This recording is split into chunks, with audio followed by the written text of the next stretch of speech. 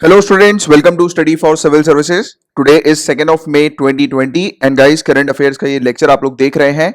इस लेक्चर में हम लोग वेरियस सोर्सेज से न्यूज को कवर करते हैं, जैसे कि the Hindu, Indian Express, Times of India, Live Mint जैसे जो न्यूज़पेपर्स होते हैं उनकी न्यूज को कवर किया जाता है। पीआईबी की रिपोर्ट्स को डिस्कस करते हैं, राज्यसभा टेलीविजन में जो भी इंपॉर्टेंट न्यूज डिस्कशन डिबेट्स आती हैं उनको कवर करते हैं, प्लस वेरियस मैगजीन जैसे कि ईपीडब्ल्यू, डाउन टू अर्थ के भी आर्टिकल्स को डिस्कस करते हैं। इन शॉर्ट गाइज, अगर आपने इस लेक्चर को पूरा एंड तक देखा तो आपको किसी भी सोर्स से करंट अफेयर्स को प्रिपेयर करने की आवश्यकता नहीं होने वाली है। और आप लोगों में से जो भी लोग गवर्नमेंट एग्जामिनेशंस की तैयारी कर रहे हैं उनके लिए ये लेक्चर काफी ज्यादा इंपॉर्टेंट है। और जो भी लोग यूपीएससी सिविल सर्विसेज या किसी भी स्टेट सिविल सर्विसेज एग्जामिनेशन की तैयारी कर रहे हैं उनके लिए मैंडेटरी है इस पूरे लेक्चर को एंड तक देखना। एंड सिविल सर्विसेज की तैयारी करने वाले स्टूडेंट्स के लिए हमारे पेड कोर्सेज अवेलेबल हैं, जहां पर आपको कंप्लीट प्रिपरेशन करवाई जाती है सिविल सर्विसेज एग्जामिनेशन की। आपको पूरा स्टडी मटेरियल दिया जाता है, प्लस समय समय पर आपके लिए टेस्ट भी कंडक्ट करवाए जाते हैं।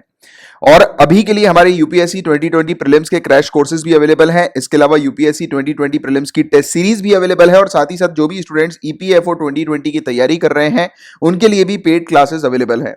तो कंप्लीट इन्फॉर्मेशन पेड ग्रुप से रिलेटेड और इस ग्रुप को ज्वाइन करने के लिए आप इन नंबर पर कांटेक्ट कर सकते हैं, व्हाट्सएप, टेलीग्राम या कॉल करके।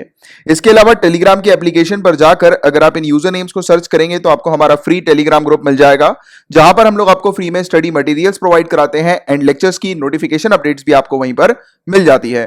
तो चलिए फिर लेक्चर की शुरुआत करते हैं। तो देखिए गाइस, जो सिविल सर्विसेज का सिलेबस है जिसमें हम लोग को जनरल स्टडीज पेपर 1, 2, 3, 4 देखने को मिलता है, तो यहां पर हम लोग उसी के हिसाब से न्यूज को कवर करते हैं।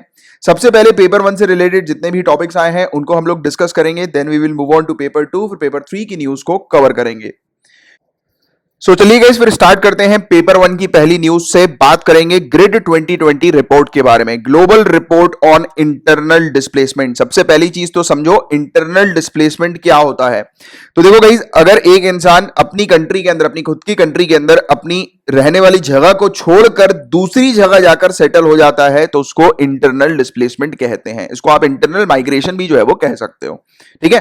तो इस रिपोर्ट में बताया जाएगा कि दुनिया भर में इंटरनल डिस्प्लेसमेंट क्या रहा है, और हम लोग दो चीजें देखेंगे, एक तो वर्ल्ड लेवल पर देखने की कोशिश करेंगे और दूसरा इंडिया लेवल पर हम लोग देखने की कोशिश करेंगे कि इंडिया के अंदर इंटरनल डिस्प्लेसमेंट के स्पेशली क्या क्या कारण थे। ये चीज जो है वो आप लोग को रिकॉर्ड करनी है as a civil services aspirant. तो देखो, ये रिकॉर्ड इसलिए करना जरूरी है क्योंकि रिपोर्ट के अंदर तो बहुत सारे आंकड़े बताए हुए हैं, तो आंकड़े वगैरह आप लोग को नहीं याद रखना। मैं आपको हमेशा जो है वो बता चुका हूं अपने रेगुलर व्यूअर्स को, आपको सिर्फ कारण याद रखना है कि भाई क्या वजह थी जिसके कारण से लोगों ने जो है वो अपने घरों को, अपनी यानी कि होमलैंड है उसको छोड़कर दूसरी जगह जाकर सेटल हुए हैं, राइट। तो ये चीज बस आप लोग के लिए इंपॉर्टेंट है, इससे ज्यादा आप लोग को और कुछ याद नहीं रखना है। फैक्चुअल चीजों की कुछ बात करें, जैसे कि ये रिपोर्ट किसने रिलीज करी है, तो आईडीएमसी के द्वारा ये रिपोर्ट रिलीज हुई है इंटरनल डिस्प्लेसमेंट मॉनिटरिंग सेंटर के द्वारा। ये जो सेंटर है वो बेसिकली नॉर्वेजियन रेफ्यूजी काउंसिल का एक पार्ट हम लोग को देखने को मिलता है, यानी कि नॉर्वे का एक काउंसिल है, रेफ्यूजी काउंसिल, उसका एक पार्ट है ये, ठीक है, सेंटर। अब दो चीज मैं हमेशा से अपने रेगुलर व्यूअर्स को बोलता हूं, और जो नए स्टूडेंट्स हमारे साथ जुड़े हैं वो दो चीज हमेशा याद रखो कि आप जिस टेबल पे बैठते हो, स्टडी टेबल पे पढ़ने के लिए, आपके टेबल के जस्ट सामने बड़े बड़े दो मैप्स होने चाहिए, एक इंडिया मैप और दूसरा वर्ल्ड मैप। अगर नहीं है तो जब लॉकडाउन खत्म हो तब परचेज कर लेना एक बड़ा सा मैप और चिपका लेना, क्योंकि ये बहुत जरूरी होता है। कभी भी हम कोई कंट्री के बारे में सुनते हैं, पढ़ते हैं, तो तुरंत हमारी हैबिट होनी चाहिए उस मैप में देखने की कि उस कंट्री की लोकेशन कहां पर है। जैसे कि नॉर्वे के बारे में बात हुई तो तुरंत आपका ध्यान जो है वो उस तरफ जाना चाहिए पढ़ते पढ़ते, ठीक है।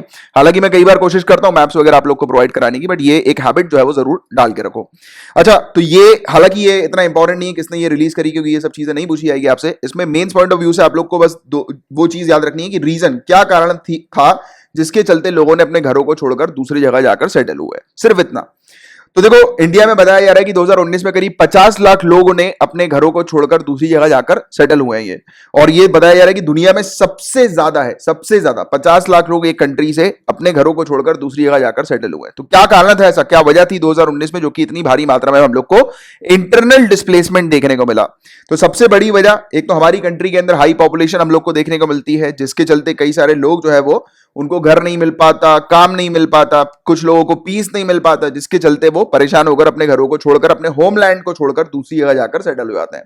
आपने अक्सर देखा होगा कि लोग बाग जो है वो काम के पर्पस से जो है वो मेनली हम लोग को देखने को मिलता है कि अपने घरों को छोड़कर दूसरी जगह सेटल होते हैं, और स्पेशली इसमें हम लोग को बिहार स्टेट देखने को मिलती है, वहां से काफी ज्यादा लोग जो है वो बाहर आते हैं काम के पर्पस के लिए, राइट। तो इसको जो है वो बिहार स्टेट के बारे में पहले भी हम लोगों ने एक डिटेल्ड रिपोर्ट जो है वो डिस्कस करी थी, माइग्रेशन के ऊपर बेस्ड वो रिपोर्ट थी, आपको याद आ रहा होगा, तो कुछ मेरे ख्याल से कुछ महीनों पहले ही हम लोगों ने डिस्कस किया है, राइट। तो ये एक बड़ी वजह हमारे इंडिया में एक रीजन हम लोग को देखने को मिला।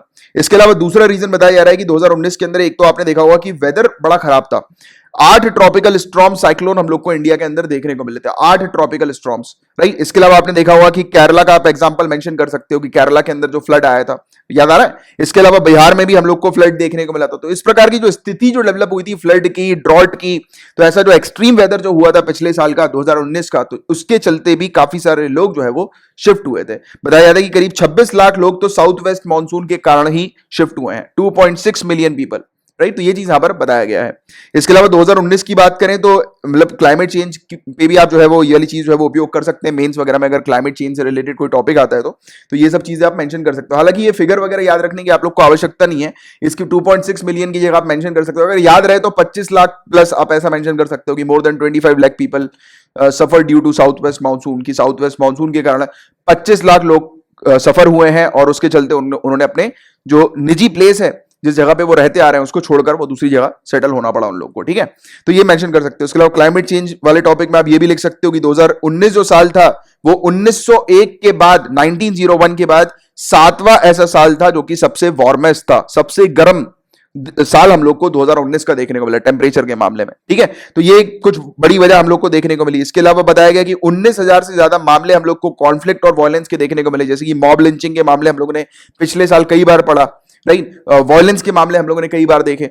तो ऐसी जो स्थिति परिस्थिति जो डेवलप हुई उसके चलते भी लोगों को अपने घर बारों को छोड़कर दूसरी जगह जाकर सेटल होना पड़ा। क्लियर है यहां तक पूरी बात है।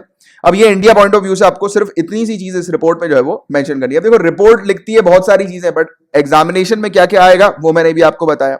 और अच्छा एक और चीज मैं आप लोग को बता दूं, कई सारे बच्चों को प्रॉब्लम होती है कि नोट्स कैसे बनाना है। सर नोट्स बनाने का बहुत ईजी तरीका होता है, कुछ नहीं करना आपको, जैसे कि यहां पे लिखा है ना मैंने। अब देखो रिपोर्ट में कितनी सारी चीजें मेंशन थी, राइट। मान के चलो करीब 150-200 लाइंस जो थी वो रिपोर्ट की हम लोग को देखने को मिली थी। उसमें से आप लोग के लिए चुन चुन की जो चीज एग्जाम में पूछी जाएंगी और जिससे कि आपको मेंस में उपयोग करना है या प्रीलिम्स में उपयोग करना है, तो उस अकॉर्डिंग जो है वो आप लोग को नोट्स बनाने हैं। देखो नोट्स में हर चीज लिखनी ही नहीं रहती है, सिर्फ आपको तो आपके कंसेप्ट अपने क्लियर करने हैं, राइट। तो वो कंसेप्ट क्लियर करने के लिए नोट्स वगैरह की जरूरत नहीं होती। आप अगर ध्यान से सुनोगे किसी भी चीज को जो भी मैं आपको पढ़ाता हूं, तो उससे ही आपके काफी सारे कंसेप्ट जो है वो ऑलरेडी क्लियर हो जाएंगे। आपको सिर्फ बुलेट पॉइंट जो है वो मेंशन करना है, जिससे कि आप एंड में जब आप पढ़ने जाओ, रिवाइज करने जाओ, तो क्या करो उस बुलेट पॉइंट को आपको देखकर पूरी चीजें रिकॉल हो जाए। अब देखो लोग बताओ क्या करते हैं, महीनों महीनों तक नोट्स बनाते हैं, फिर 6 महीने बाद जाकर अपने पिछले नोट्स को देखते हैं तो उनको कुछ पता ही नहीं लगता है कि यार ये उन्होंने क्या लिखा है। वो पता है उसकी वजह बताऊं क्या है, लोगों को लगता है यार हमने सही से नोट्स नहीं बनाया। ऐसा कुछ नहीं होता, लोग रिवाइज नहीं करते हैं। आपको एक हैबिट बनानी है कि हर वीक यानी कि हर संडे आपको रिवीजन के लिए देना है कि पिछले हफ्ते में आपने जो पढ़ा और उससे पहले जो आप लोगों ने चीजें पढ़ी है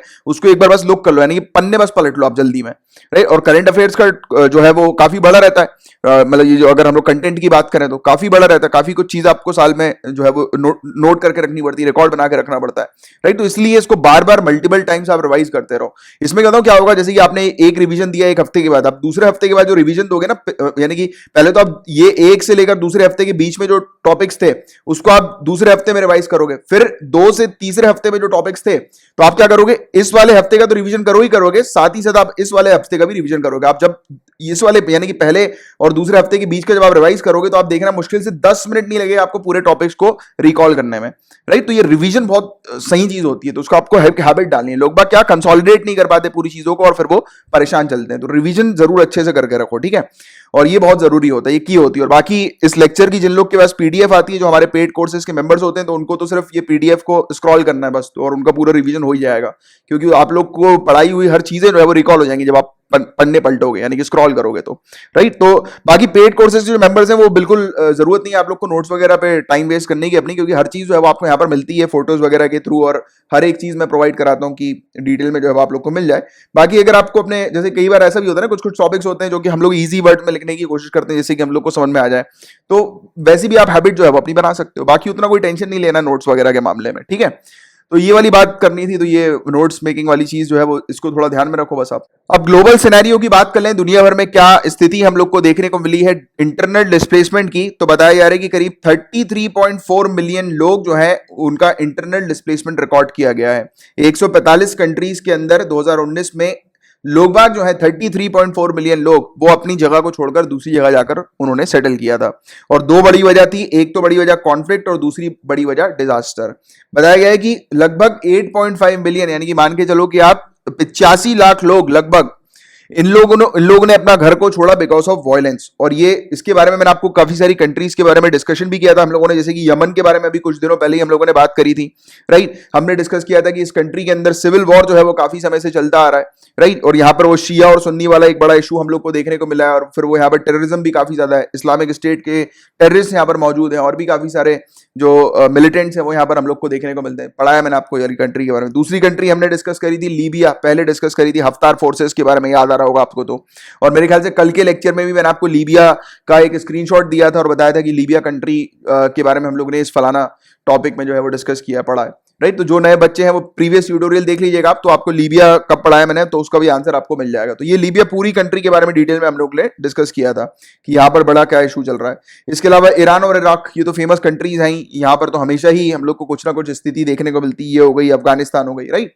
तो ये कुछ कंट्री हैं। इसके अलावा बात करें हम लोग बुर्किना फासो, माली और नाइजर, तो ये कुछ ऐसी कंट्रीज हैं जहां पर वायलेंस इंक्रीज हुआ है। और 2019 के स्टार्टिंग में हम लोगों ने अगर बात करें इसकी ये साउथ अमेरिका की कंट्रीज में भी हम लोग को काफी ज्यादा वायलेंस जो है वो देखने को मिला है, स्पेशली वेनेजुएला। तो ये जो कंट्रीज हैं यहाँ पर काफी वायलेंस हम लोग को देखने को मिला है, राइट। तो ये कुछ इश्यूज हैं अलग अलग कंट्रीज के अंदर जहां पर परिस्थिति जो है वो खराब होती हुई नजर आई। इसके अलावा अगर हम लोग बात करें कि बांग्लादेश, चाइना, इंडिया और फिलीपींस, और स्पेशली ये तीन कंट्रीज का नाम तो आपको याद रखना ही है, राइट। तो यहां पर बताया गया है कि सबसे ज्यादा डिस्प्लेसमेंट रिकॉर्ड किया गया। यहां पर हर एक कंट्री के अंदर बताया गया है कि 40 लाख से ज्यादा लोगों ने डिस्प्लेसमेंट किया, इंटरनल डिस्प्लेसमेंट 40 लाख से ज्यादा लोगों का रिकॉर्ड किया गया। और इंडिया इकलौते के अंदर ही 50 लाख हम लोग को देखने को मिला, जो कि सबसे ज्यादा है पूरी दुनिया भर में, राइट, डिस्प्लेसमेंट।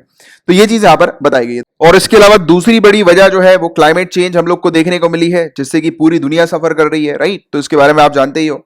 तो पूरी दुनिया भर में क्लाइमेट चेंज का बड़ा इशू आ रहा है, टेम्परेचर लेवल इंक्रीज हो गया है, उसके चलते कहीं पर फ्लड आ रहा है तो कहीं पर ड्रॉट आ रहा है। और तो ये सब चीजें हम लोग को ग्लोबल लेवल पर देखने को मिली। तो दो बड़े कारण, कॉन्फ्लिक्ट और डिजास्टर, ग्लोबल लेवल में इंटरनल डिस्प्लेसमेंट होने के हम लोग को देखने को मिले। क्लियर है पूरी बातें यहां तक? तो ये चीज आप लोग को बस ध्यान रखनी है।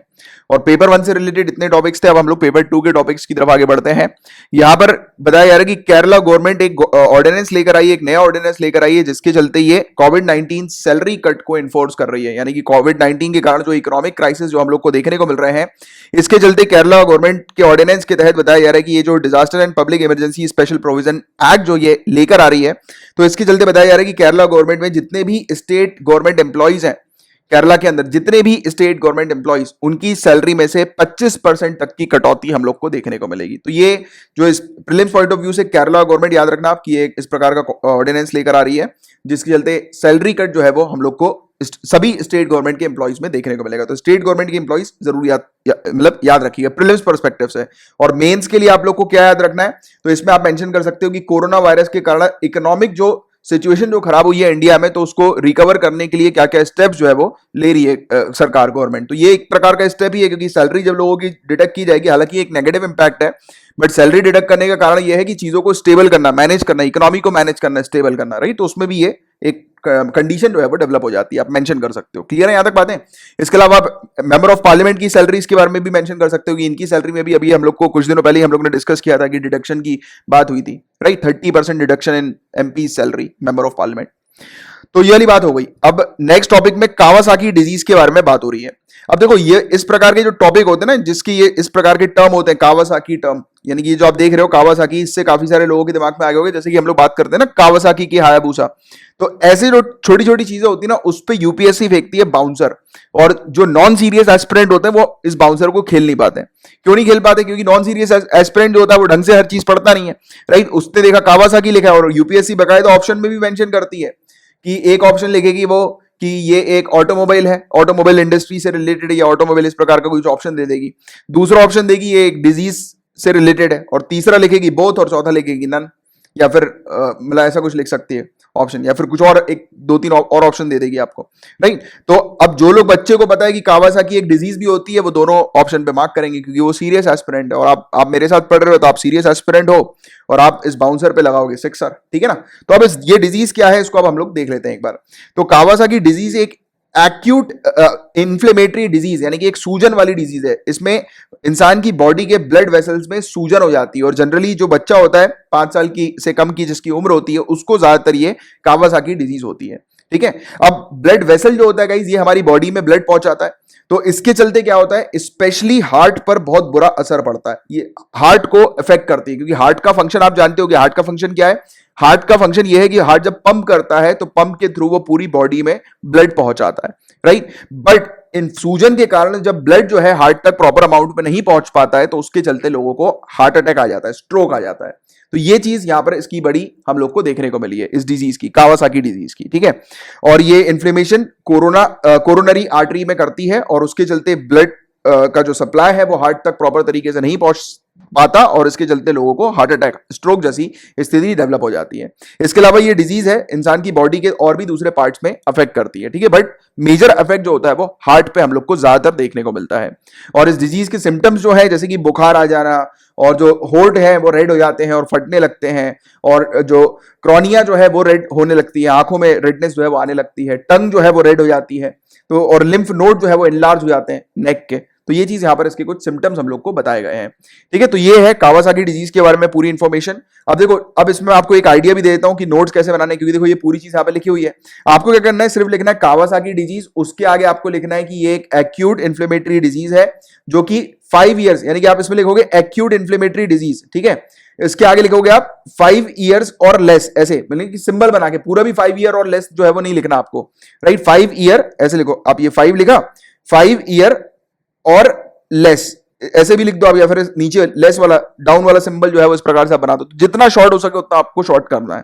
और इसके आगे लिख दो इफेक्ट हार्ट, इफेक्ट लिखो, फिर आगे इक्वल्स टू करके लिख दो हार्ट, और फिर या फिर हार्ट अटैक लिख दो आप, और उस पर सर्कल बना दो कि हार्ट अटैक हो सकता है इसके कारण, राइट। अब ये सब आपको लिखने की जरूरत नहीं कि हार्ट अटैक क्यों होगा, ब्लड का सप्लाई वगैरह और पूरा, ये फालतू चीज नहीं लिखनी, जो कि आपके कंसेप्ट में आपको क्लियर है कि भाई हार्ट अटैक कब होगा, जब हार्ट तक प्रॉपर तरीके से ब्लड का फ्लो जो है वो नहीं पहुंच पाएगा, राइट। तो इसके चलते हम लोग को हार्ट अटैक देखने को मिलता है। तो ये जनरली आप जानते हो, सिम्टम्स चाहो तो लिख सकते हो, और नहीं भी लिखना है तो भी कोई बड़ी प्रॉब्लम नहीं है। ऐसे नोट्स बनाने आपको, देखो आपको इतनी सारी लाइंस लिखी हुई हैं, इसमें मुश्किल से 5 वर्ड में पूरे नोट्स खत्म हो गए।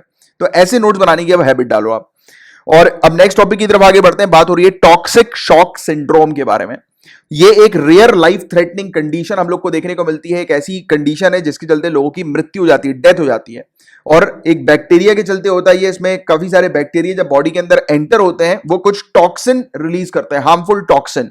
और अगर बताया जाता है कि अगर उनको समय रहते अगर इस कंडीशन को ठीक नहीं किया गया तो लोगों की मौत तक हो सकती है, काफी घातक हो सकती है प्रॉब्लम। और इसके सिम्टम्स में बुखार आ जाता है, हाई टेम्परेचर हो जाता है बॉडी का, फ्लू लाइक सिम्टम्स होने लगते हैं, हेडेक होता है, गला सूखने लगता है, कफ आने लगता है, डायरिया हो जाता है, राइट, चक्कर वगैरह आने लगते हैं, और सांस लेने में परेशानी होती है, मेंटल कंफ्यूजन जो है वो लोगों को होने लगता है। और इसमें कुछ पेशेंट्स को आईसीयू में एडमिट होने की जरूरत पड़ती है, ठीक है। तो ये वाली चीज यहां पर बताई जाती है, यानी कि जिनकी प्रॉब्लम जो है वो काफी सीवियर हो जाती है तो उनको आईसीयू में भर्ती करना पड़ता है। और कई बार ऐसा भी होता है कि लोगों की डेथ तक हो जाती है टॉक्सिक शॉक सिंड्रोम के चलते, ठीक है। अब नेक्स्ट जो डिजीज के बारे में बात करेंगे वो है multi system inflammatory state. Multi system inflammatory state, तो ये भी इन्फ्लेमेशन से रिलेटेड, सूजन से रिलेटेड, और ये पूरी बॉडी को जो है वो इफेक्ट करती है। उसके काफी सारे जो मल्टीपल ऑर्गन्स है बॉडी के उसको इफेक्ट करती है। इसमें भी जो ब्लड वेसल जो होता है वो लीकी हो जाता है, राइट, यानी कि खून जो है वो प्रॉपर तरीके से हार्ट तक नहीं पहुंच पाता। और ये सेम कावासाकी जैसी ही कंडीशन हम लोग को इसकी भी देखने को मिलती है, राइट। और इसके कारण ब्लड प्रेशर जो है वो काफी लो हो जाता है, और फ्लूइड जो है वो बिल्डअप होने लगता है लंग्स में और ऑर्गन्स में। तो लंग्स और ऑर्गन्स में कुछ फ्लूइड्स वगैरह जो है, लिक्विड वगैरह जो है वो बिल्डअप होना शुरू हो जाते हैं। और एक्सट्रीम सीरियस जो है ये हो जाती है कंडीशन, क्योंकि देखो लंग्स खराब हो रहे हैं, काफी सारे ऑर्गन्स खराब हो रहे हैं। इसके चलते ये डायरेक्ट जो है वो किडनी पर भी हमला बोलती है, क्योंकि फ्लूइड्स वगैरह जो है वो डेवलप होने लगते हैं। तो ये वाली बड़ी जो है वो खराब कंडीशन हो जाती है, यानी कि इसमें बॉडी के मल्टीपल ऑर्गन्स जो है वो अफेक्ट होते हैं। तो इसलिए इसका नाम भी है मल्टीपल सिस्टम इन्फ्लेमेटरी, अलग अलग जगहों पर अलग अलग अंगों में सूजन जो है वो बॉडी में इंटरनल स्वेलिंग जो है वो आना शुरू हो जाती है। तो ये एक बड़ी स्थिति इसकी हम लोग को देखने को मिलती है और पेशेंट को तुरंत आईसीयू वगैरह में भर्ती करना पड़ता है, उसको तुरंत जो है वो वेंटिलेटर पे लगाना पड़ता है, क्योंकि हार्ट को, लंग्स को और भी दूसरे ऑर्गन जैसे कि किडनी है तो वो बिल्कुल काम करना बंद करने लगती है, राइट। तो ये इसकी इशू जो है वो मल्टी सिस्टम इन्फ्लेमेटरी की हम लोग को देखने को मिलती है। अब ये तीन बीमारियों के बारे में हम लोगों ने इसलिए डिस्कस किया गाइस क्योंकि बताया जा रहा है कि एक तो ये मल्टी सिस्टम इन्फ्लेमेटरी जो डिजीज है, तो ये, और जो हम लोग ने टीएसएस के बारे में बात करी, टीएसएस और ये हम लोग ने कावासाकी डिजीज के बारे में बात करी, तो ऐसी डिजीजेस यूनाइटेड किंगडम के काफी सारे शहरों में और स्पेशली लंदन की अगर हम लोग बात करें तो वहां पर काफी सारे छोटे बच्चों में ये डिजीज जो है वो बढ़ती जा रही है। और बताया गया है कि पिछले 3 हफ्तों में ये पूरे मामले काफी ज्यादा इन सब डिजीजों के हम लोग को देखने को मिले हैं, राइट। और इससे काफी सारे लोग इस डिजीज को कोरोना वायरस से रिलेट कर रहे हैं, क्योंकि बताया गया कि कुछ बच्चे ऐसे भी मिले हैं जो कि कोरोना वायरस पॉजिटिव थे, उसके बाद उनको ये डिजीज होना शुरू हो गई, राइट। बट अभी तक प्रॉपर स्टडी नहीं है इससे रिलेटेड, तो इसलिए हम लोग बिल्कुल कह नहीं सकते कि कंफर्मली कि कोरोना वायरस होने के बाद बच्चों को क्या ये सब डिजीज भी हो सकती है, तो ऐसा हम लोग नहीं कह सकते। बट फिर भी ये इस प्रकार की चीजों के ऊपर अभी भी स्टडी जो है वो चल रही है। हालांकि ये चीज आप लोग के लिए अभी याद रखने की आवश्यकता नहीं है, जनरली आपको पता होना चाहिए कि यूके में इस प्रकार की स्थिति डेवलप हुई है। मेनली जो याद करने की बात थी वो 3 डिजीज से रिलेटेड थी, जिससे रिलेटेड आपसे क्वेश्चन पूछे जा सकते हैं प्रीलिम्स वगैरह में, तो वो मैंने आपको बता दिया। क्लियर है यहां तक पूरी बातें? अब गाइस इस न्यूज में हम लोग सबसे पहले इंटेलेक्चुअल प्रॉपर्टी के बारे में डिस्कस करेंगे। इंटेलेक्चुअल प्रॉपर्टी क्या होती है, फिर हम लोग आगे की बात करेंगे। तो ये इंटेलेक्चुअल प्रॉपर्टी का जो टॉपिक है आपके जीएस पेपर 3 में भी है, एक बकायदा एक टॉपिक है जिसको आपको डिटेल में पढ़ना है। तो अभी मैं आप लोग को एक आइडिया देता हूं इंटेलेक्चुअल प्रॉपर्टी एक्चुअल में होती क्या है। तो उसमें हम लोग ट्रेडमार्क, कॉपीराइट और पेटेंट्स को जो है वो देखेंगे, क्योंकि ये ट्रेडमार्क, कॉपीराइट, पेटेंट्स जो है ये बेसिकली इंटेलेक्चुअल प्रॉपर्टी के अंदर आते हैं। तो इसमें मैं अपने छोटे भाई का एग्जांपल लूंगा। तो मेरा छोटा भाई एक म्यूजिक प्रोड्यूसर है, इसने क्या किया था, अपनी कंपनी को ट्रेडमार्क कराया था, ठीक है, अपनी कंपनी को ट्रेडमार्क कराया था। ट्रेडमार्क कराने का क्या मतलब होता है, तो इसकी कंपनी का जो इसने नाम लिखा है उस नाम को कोई और दूसरी कंपनी यूज नहीं कर सकती है, तो इसको ट्रेडमार्क कहते हैं। और ये जब ट्रेडमार्क को 2 साल हो जाते हैं या ये 1.5-2 साल हो जाते हैं और इस ट्रेडमार्क के ऊपर कोई क्लेम नहीं करता है, तो इस ट्रेडमार्क को रजिस्टर्ड टैग जो है वो मिल जाता है। तो सामने वाले व्यक्ति आर का सिंबल लगा सकता है और उसमें गोला लगा सकता है। जैसे आपने कई सारे प्रोडक्ट के नाम के ऊपर देखा होगा कि इस प्रकार का छोटा सा टीएम बना रहता है या फिर ऐसे आर बना रहता है और गोला लगा रहता है, राइट, कई सारी कंपनी के नाम के आगे या प्रोडक्ट के नाम के आगे। तो ऐसी कंपनी के नाम जो होते हैं वो सिक्योर्ड रहते हैं, उसका ट्रेडमार्क रहता है, वो रजिस्टर्ड रहते हैं इन शॉर्ट, यानी कि उन कंपनीज को रजिस्टर करा लिया जाता है कि अगर कोई भी इंडिविजुअल उन कंपनी का अगर नाम चुराता है या फिर उनके प्रोडक्ट्स का अगर नाम चुराता है तो सामने वाला व्यक्ति उन, यानी कि जिन लोगों ने चोरी किया है उसके खिलाफ सख्त कार्रवाई करवा सकता है कोर्ट में, और कोर्ट जो है फिर सामने वाले व्यक्ति को कहेगी, यानी कि आरोपी को कहेगी या फिर जो अक्यूज है उसको कहेगी कि आप जो है वो सामने वाले व्यक्ति को कंपनसेशन दो। उनको कोई जेल वेल की सजा नहीं होती है, इसमें सिर्फ मॉनेटरी कंपनसेशन होता है कि अगर आपने नाम यूज किया है तो उसके एवज में आपको कंपनसेशन देना पड़ेगा और अगली बार से आप फिर वो नाम जो है वो नहीं यूज करेंगे। बट कई सारे केसेस में जेल टर्म्स भी हो जाती है, जैसे कि कुछ लोग जो है वो मना कर दें कि भाई हमें नहीं देना पैसा, राइट, फिर वो कोर्ट जो है वो उनको जेल की सजा भी सुना सकती है, बट वो काफी रेयर होता है, काफी ज्यादा रेयर होता है, ठीक है।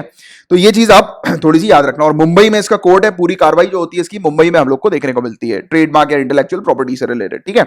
तो ये एक चीज हो गई, हमने किसकी बात करी, ट्रेडमार्क या फिर रजिस्टर की बात करी।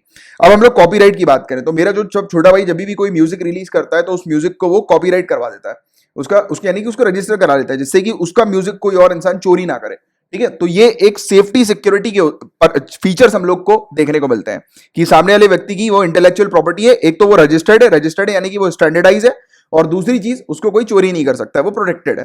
तो ये कुछ चीजें होती हैं और इंटेलेक्चुअल प्रॉपर्टीज के कुछ गाइडलाइंस वगैरह भी देखने को मिलते हैं हम लोग को, राइट, जो कि काफी सारे स्टैंडर्ड और प्रोसीजर से होकर गुजरते हैं। तो एक प्रोडक्ट जो होता है वो स्टैंडर्डाइज कैटेगरी का हो जाता है और वो रजिस्टर्ड हो जाता है। इसके अलावा पेटेंट की बात करें तो पेटेंट अक्सर फार्मास्यूटिकल प्रोडक्ट्स में उपयोग में लिया जाता है और भी काफी सारे प्रोडक्ट्स में लिया जाता है, ऐसा नहीं है। फार्मास्यूटिकल प्रोडक्ट्स के मैं आपको इजीली एग्जांपल दे रहा हूं जिससे कि आपको अच्छा सा एक आइडिया मिल जाए कि एक्चुअल में है क्या। तो देखो गाइस, जब दवाई बनती है, राइट, पहली बार, जैसे कि कोई किसी भी डिजीज की दवाई पहली बार बन रही है, तो वो जो दवाई जब रजिस्टर्ड होती है तो वो ब्रांडेड मेडिसिन के तौर पर हम लोग को देखने को मिलती है। इसमें सरकार बोलती है कि जितनी भी फार्मास्यूटिकल कंपनीज अगर वो पहली बार first time research and development करके अगर एक दवाई बना रही है और उसका पेटेंट ले रही है तो सामने वालों को 20 सालों का पेटेंट जो है वो दिया जाएगा। अब दवाई में 20 साल का पेटेंट इसलिए होता है क्योंकि 20 साल के पीरियड के बाद दूसरे भी प्लेयर जो हैं, दूसरी भी कंपनीज हैं, उस दवाई को मैन्युफैक्चर कर लें और सस्ते रेट में मार्केट में दवाइयां जो है वो निकाल दें। क्योंकि आपने कई बार देखा होगा, कई सारी मेडिसिन जो होती है वो महंगी होती है और उसी की जो ऑल्टरनेटिव मेडिसिन होती है वो सस्ती होती है, राइट। तो जो महंगी मेडिसिन होती है वो ब्रांडेड होती है और जो सस्ती होती है वो जेनरिक मेडिसिन होती है। आपने जेनरिक मेडिसिन का शब्द सुना होगा और कई बार मेरे रेगुलर व्यूअर्स को मैं पढ़ा भी चुका हूं, डिफरेंस बता चुका हूं ब्रांडेड और जेनरिक मेडिसिन में क्या डिफरेंस होते हैं, राइट। तो ये इसके बस एक मेन फीचर हम लोग को देखने को मिलता है। क्योंकि देखो, मेडिसिन के ऊपर तो पूरे कंटेंट लिखे रहते हैं। अगर कोई भी कंपनी वाला है, फार्मास्यूटिकल कंपनी वाला, अगर वो उस कंटेंट को पढ़कर अगर वो मेडिसिन बना देगा तो ऑब्वियसली बात है वो मार्केट में सस्ते रेट में मेडिसिन को रिलीज कर देगा। बट ये जो फर्स्ट टाइम जिस इंसान ने, जिस कंपनी ने जो मेडिसिन बनाई है पहली बार, उसने काफी सालों तक रिसर्च एंड डेवलपमेंट की होगी, काफी सालों तक साइंटिस्ट को, रिसर्चर्स को पैसा दिया होगा, राइट। तो बहुत पैसे उन्होंने खर्चा किए होंगे और उसके बाद जब मेडिसिन मार्केट में आती है और रिलीज होती है और अगर कोई दूसरा बंदा उस मेडिसिन को कॉपी करके तुरंत बनवा ले तो ऑब्वियसली बात है कि इन्होंने जितने समय तक उस मेडिसिन के ऊपर इन्वेस्टमेंट किया वो पूरा बेकार हो जाएगा। तो इसलिए सरकार उनकी प्रोटेक्शन के लिए कि वो जो है वो अपने अमाउंट को रिकवर कर ले तो उनको 20 इयर्स का पीरियड देती है और इसका ये पेटेंट होता है। और दूसरे प्रोडक्ट्स के ऊपर पेटेंट्स लाइफ टाइम का भी हम लोग को देखने को मिलता है। मेडिसिन के लिए 20 ईयर इसलिए क्योंकि मेडिसिन एक एसेंशियल प्रोडक्ट है, राइट। और मतलब किसी एक कंपनी की मोनोपोली मेडिसिन के ऊपर नहीं होनी चाहिए, राइट। तो वेरियस कंपनी जो है वो उसकी होनी चाहिए, जरूरी है ये वाली चीज, ठीक है। तो ये चीजें आप लोग को थोड़ा सा पता होना चाहिए इसके बारे में। तो ये होते हैं बेसिकली इंटेलेक्चुअल प्रॉपर्टीज। और हमारी कंट्री के अंदर इंटेलेक्चुअल प्रॉपर्टी का जो कल्चर है वो काफी कम है। हमारी कंट्री के अंदर लोग बाग अपने प्रॉपर्टी को, अपने प्रोडक्ट्स के नाम जो है वो सिक्योर नहीं करते हैं, उसकी इंटेलेक्चुअल प्रॉपर्टी जो है वो रजिस्टर नहीं करवाते हैं।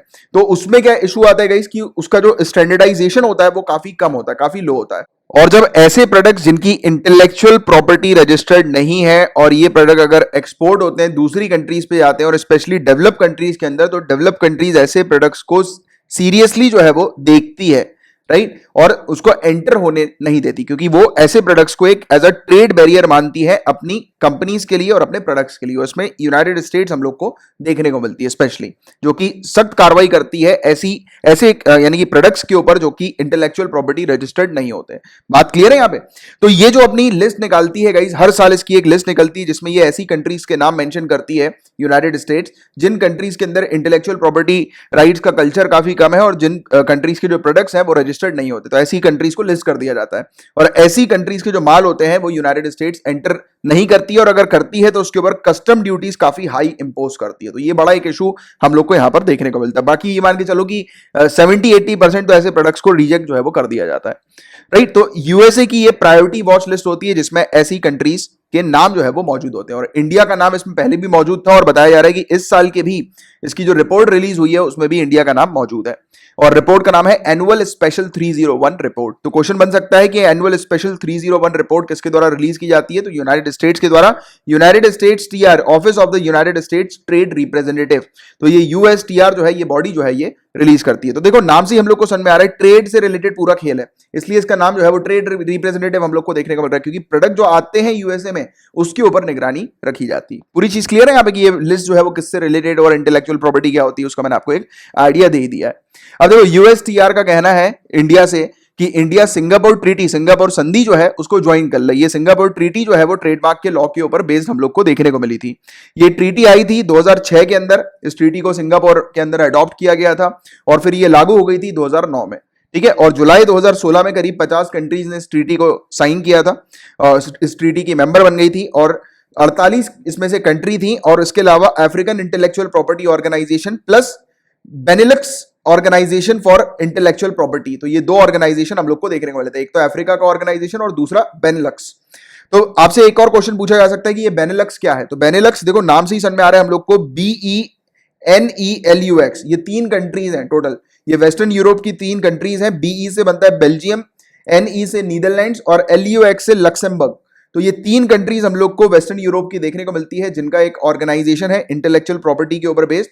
तो ये वाला भी ऑर्गेनाइजेशन इसमें शामिल है। तो इसमें 48 कंट्रीज प्लस 2 ऑर्गेनाइजेशन, एक अफ्रीका का और एक वेस्टर्न यूरोप का बेनेलक्स, ठीक है। तो ये चीज भी आप क्लियर होगा क्योंकि कभी कभार क्या पता आपसे ये कुछ ना पूछे वो, राइट, क्योंकि सभी लोग ये चीज पढ़ रहे हैं और आपसे ये बेनेलक्स पूछ लिया जाए कि बेनेलक्स क्या है, तो आपको इसका एक अच्छे से आइडिया होना चाहिए, ठीक है, प्रीलिम्स पॉइंट ऑफ व्यू से स्पेशली। और इसके अंदर हम लोग को देखने को मिलता है कि जो कानून ये बना हुआ है पूरा, ये किसके ऊपर बेस्ड कानून है, ये ट्रेडमार्क के ऊपर बेस्ड कानून है, तो इसके अंदर मेंशन रहता है कि ट्रेडमार्क के लाइसेंस वगैरह जो होते हैं वो रिकॉर्ड किए जाते हैं, यानी कि एक रजिस्टर्ड प्रोडक्ट्स को यहाँ पर पूरा रिकॉर्ड किया जाता है, यानी कि एक कंट्री के अंदर जितने भी प्रोडक्ट रजिस्टर हो रहे हैं और तो उसका एक बकायदा रिकॉर्ड जो है वो तैयार होता है। ठीक है, तो ये सिंगापुर ट्रीटी के थ्रू हम लोग को देखने को मिलता है, और ये ट्रीटी जो है वो सभी स्टेट मेंबर्स के लिए ओपन है जो कि वीपो के मेंबर कंट्रीज हैं, यानी कि वर्ल्ड इंटेलेक्चुअल प्रॉपर्टी ऑर्गेनाइजेशन की मेंबर कंट्री है, राइट। और कुछ इंटरनेशनल ऑर्गेनाइजेशन भी मौजूद है, तो उसको भी ये मौका देती है कि उसकी अगर मेंबर कंट्रीज होंगी तो वो इस ट्रीटी को जो है वो ज्वाइन कर सकती हैं। ठीक है, तो ये वाली चीज हम लोग को सिंगापुर ट्रीटी की देखने को मिली। एक बेसिक आइडिया जो है आप लोग को इस ट्रीटी से रिलेटेड होना चाहिए। क्लियर है यहां तक पूरी बात है? अब जो नेक्स्ट टॉपिक आ रहा है वो एशिया पैसिफिक इकोनॉमिक कॉर्पोरेशन का आ रहा है। तो मैंने आपके सामने एक क्वेश्चन रखा है, क्योंकि ये वाला टॉपिक मैं आपको पहले भी पढ़ा चुका हूं। तो मेरे इस क्वेश्चन को डिटेल में एक्सप्लेन करने से पहले नीचे कमेंट बॉक्स पर इस क्वेश्चन का आंसर लिखकर बताइए कि इन तीनों स्टेटमेंट में से कौन सा स्टेटमेंट जो है वो करेक्ट है। ठीक है, फटाक से बताइएगा। तो एपीईसी के बारे में देखते हैं हम लोग, क्या है ये। तो एक रीजनल इकोनॉमिक फोरम है ये एशिया और पैसिफिक रीजन का, और ये 1989 में स्टैब्लिश हुआ था। बिल्कुल सही है, क्योंकि नाम सीजन में आ रहा है एशिया पैसिफिक इकोनॉमिक कॉर्पोरेशन।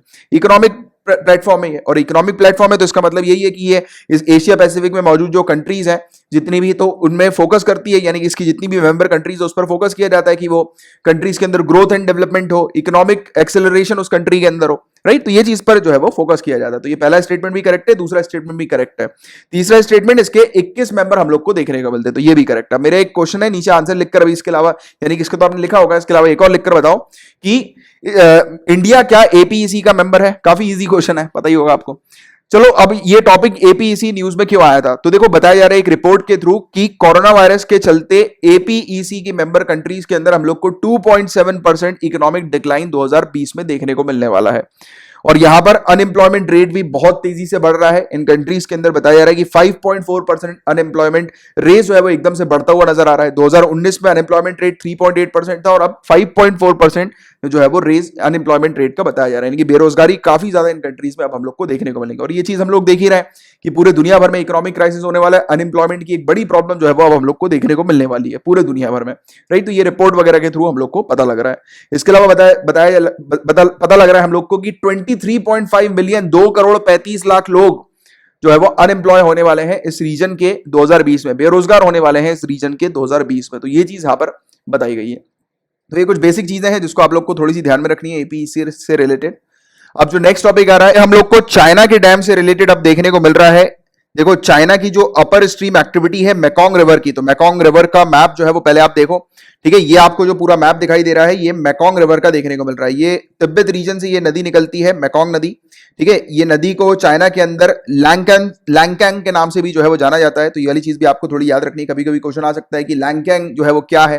तो ये मेकोंग नदी को ही कहते हैं जो कि चाइना से निकलती है, और ये फिर फर्दर दूसरी कंट्रीज में जो है फिर वो एंटर होती है। जैसे कि आप देख रहे हो कि ये डाउन स्ट्रीम होती हुई जा रही है, दूसरी कंट्री में एंटर हो रही है, फिर वियतनाम से होती हुई ये समुद्र में जाकर मिल रही है। तो ये वाली नदी जो है मेकोंग नदी, इसके बारे में और डिटेल में मैं आप लोग को बताऊंगा अभी थोड़ी देर बाद, बस अभी के लिए एक आइडिया रखो आप। तो देखो, इस मेकोंग नदी के अपर रीजन पर आप देख सकते हो ये जो ब्लैक कलर के जो आपको दिखाई दे रहे हैं ये सब चीजें, तो ये डैम्स है जिसको बनाया है चाइना ने, ये अपर रीजन पर इसके। अब डैम का काम क्या होता है? डैम का काम होता है पानी को रोकने का। तो एक रिसेंट स्टडी कंडक्ट की गई है और कहा गया है कि ये डैम के चलते चाइना जो है वो पानी को रोक रही है, और उसके कारण काफी सारे लोगों की जो आजीविका है उसमें खतरा पड़ रहा है। मिलियंस ऑफ लोग को नुकसान पहुंच रहा है इसके डैम की एक्टिविटीज के कारण, यानी कि चाइना की जो ये डैम बिल्डिंग एक्टिविटीज है उसके कारण बड़ी दिक्कतें जो है वो नीचे रहने वाले लोगों को आ रही है, यानी कि नीचे वाली कंट्रीज को बहुत प्रॉब्लम्स जो है वो हो रही हैं। तो ये स्टडी अभी रिसेंटली कंडक्ट हुई थी इससे रिलेटेड। तो ये मेकोंग नदी का ये मैप आपने देखा, ये जीएस पेपर 1 में भी आपके काम करेगा। इसके अलावा देखो चाइना के अंदर कौन सी नदी होती है, जैसे कि येलो नदी हो गई, यांगजी नदी हो गई, मेकोंग नदी के बारे में हमने बात करी, सेल्वीन के बारे में बात हो रही है, इरावाडी के बारे में बात हो रही है। तो ये सभी नदियां जो है आप देख सकते हो कि कहीं ना कहीं से ये तिब्बत प्लेटू से होती हुई ओरिजिनेट होती हुई निकल रही है। ठीक है, इसके अलावा एक इंपॉर्टेंट नदी जो कि हमारी भी है ब्रह्मपुत्र नदी। ब्रह्मपुत्र नदी को चाइना के अंदर सैंगपो के नाम से जाना जाता है।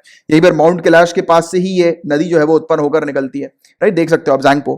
तो ये नदियां हैं, और कुछ जो डैम है ये ब्रह्मपुत्र नदी के ऊपर है। ये डैम के नाम भी आपको थोड़ा पता होना चाहिए, जैसे कि दागू डैम, जियक्सू डैम, जैंगमू डैम और जियाचा डैम। अब मैं ये इसलिए बोल रहा हूं क्योंकि अभी जो ये रिपोर्ट आई है उसमें डैम का भी उल्लेख किया गया है, तो इसलिए डैम के बारे में भी आपको पता होना चाहिए, क्योंकि डायरेक्टली कभी कभी प्रीलिम्स में ये क्वेश्चन भी बन सकता है ना आपसे कि ये जैंगमू डैम जो है वो किसका डैम है, किस नदी के ऊपर है। तो ये चाइना का बनाया हुआ डैम है जो कि ज़ैंगपो नदी के ऊपर है या फिर ब्रह्मपुत्र नदी के ऊपर, क्योंकि ज़ैंगपो नदी है जब इंडिया में एंटर होती है तो उसको ब्रह्मपुत्र के नाम से जाना जाता है। फिर ठीक है, क्लियर है यहां तक पूरी बातें?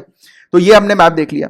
अभी जो ये पूरी रिपोर्ट जो तैयार हुई है वो आइज ऑन रिसर्च नाम की एक फर्म, एक कंपनी के द्वारा मतलब की है, मतलब बनाई गई है। ये रिसर्च और कंसल्टिंग कंपनी है जिसको फंड दिया है यूनाइटेड स्टेट्स ने। अब यहां पर यूपीएससी एस्पिरेंट्स का दिमाग एकदम खुलना चाहिए।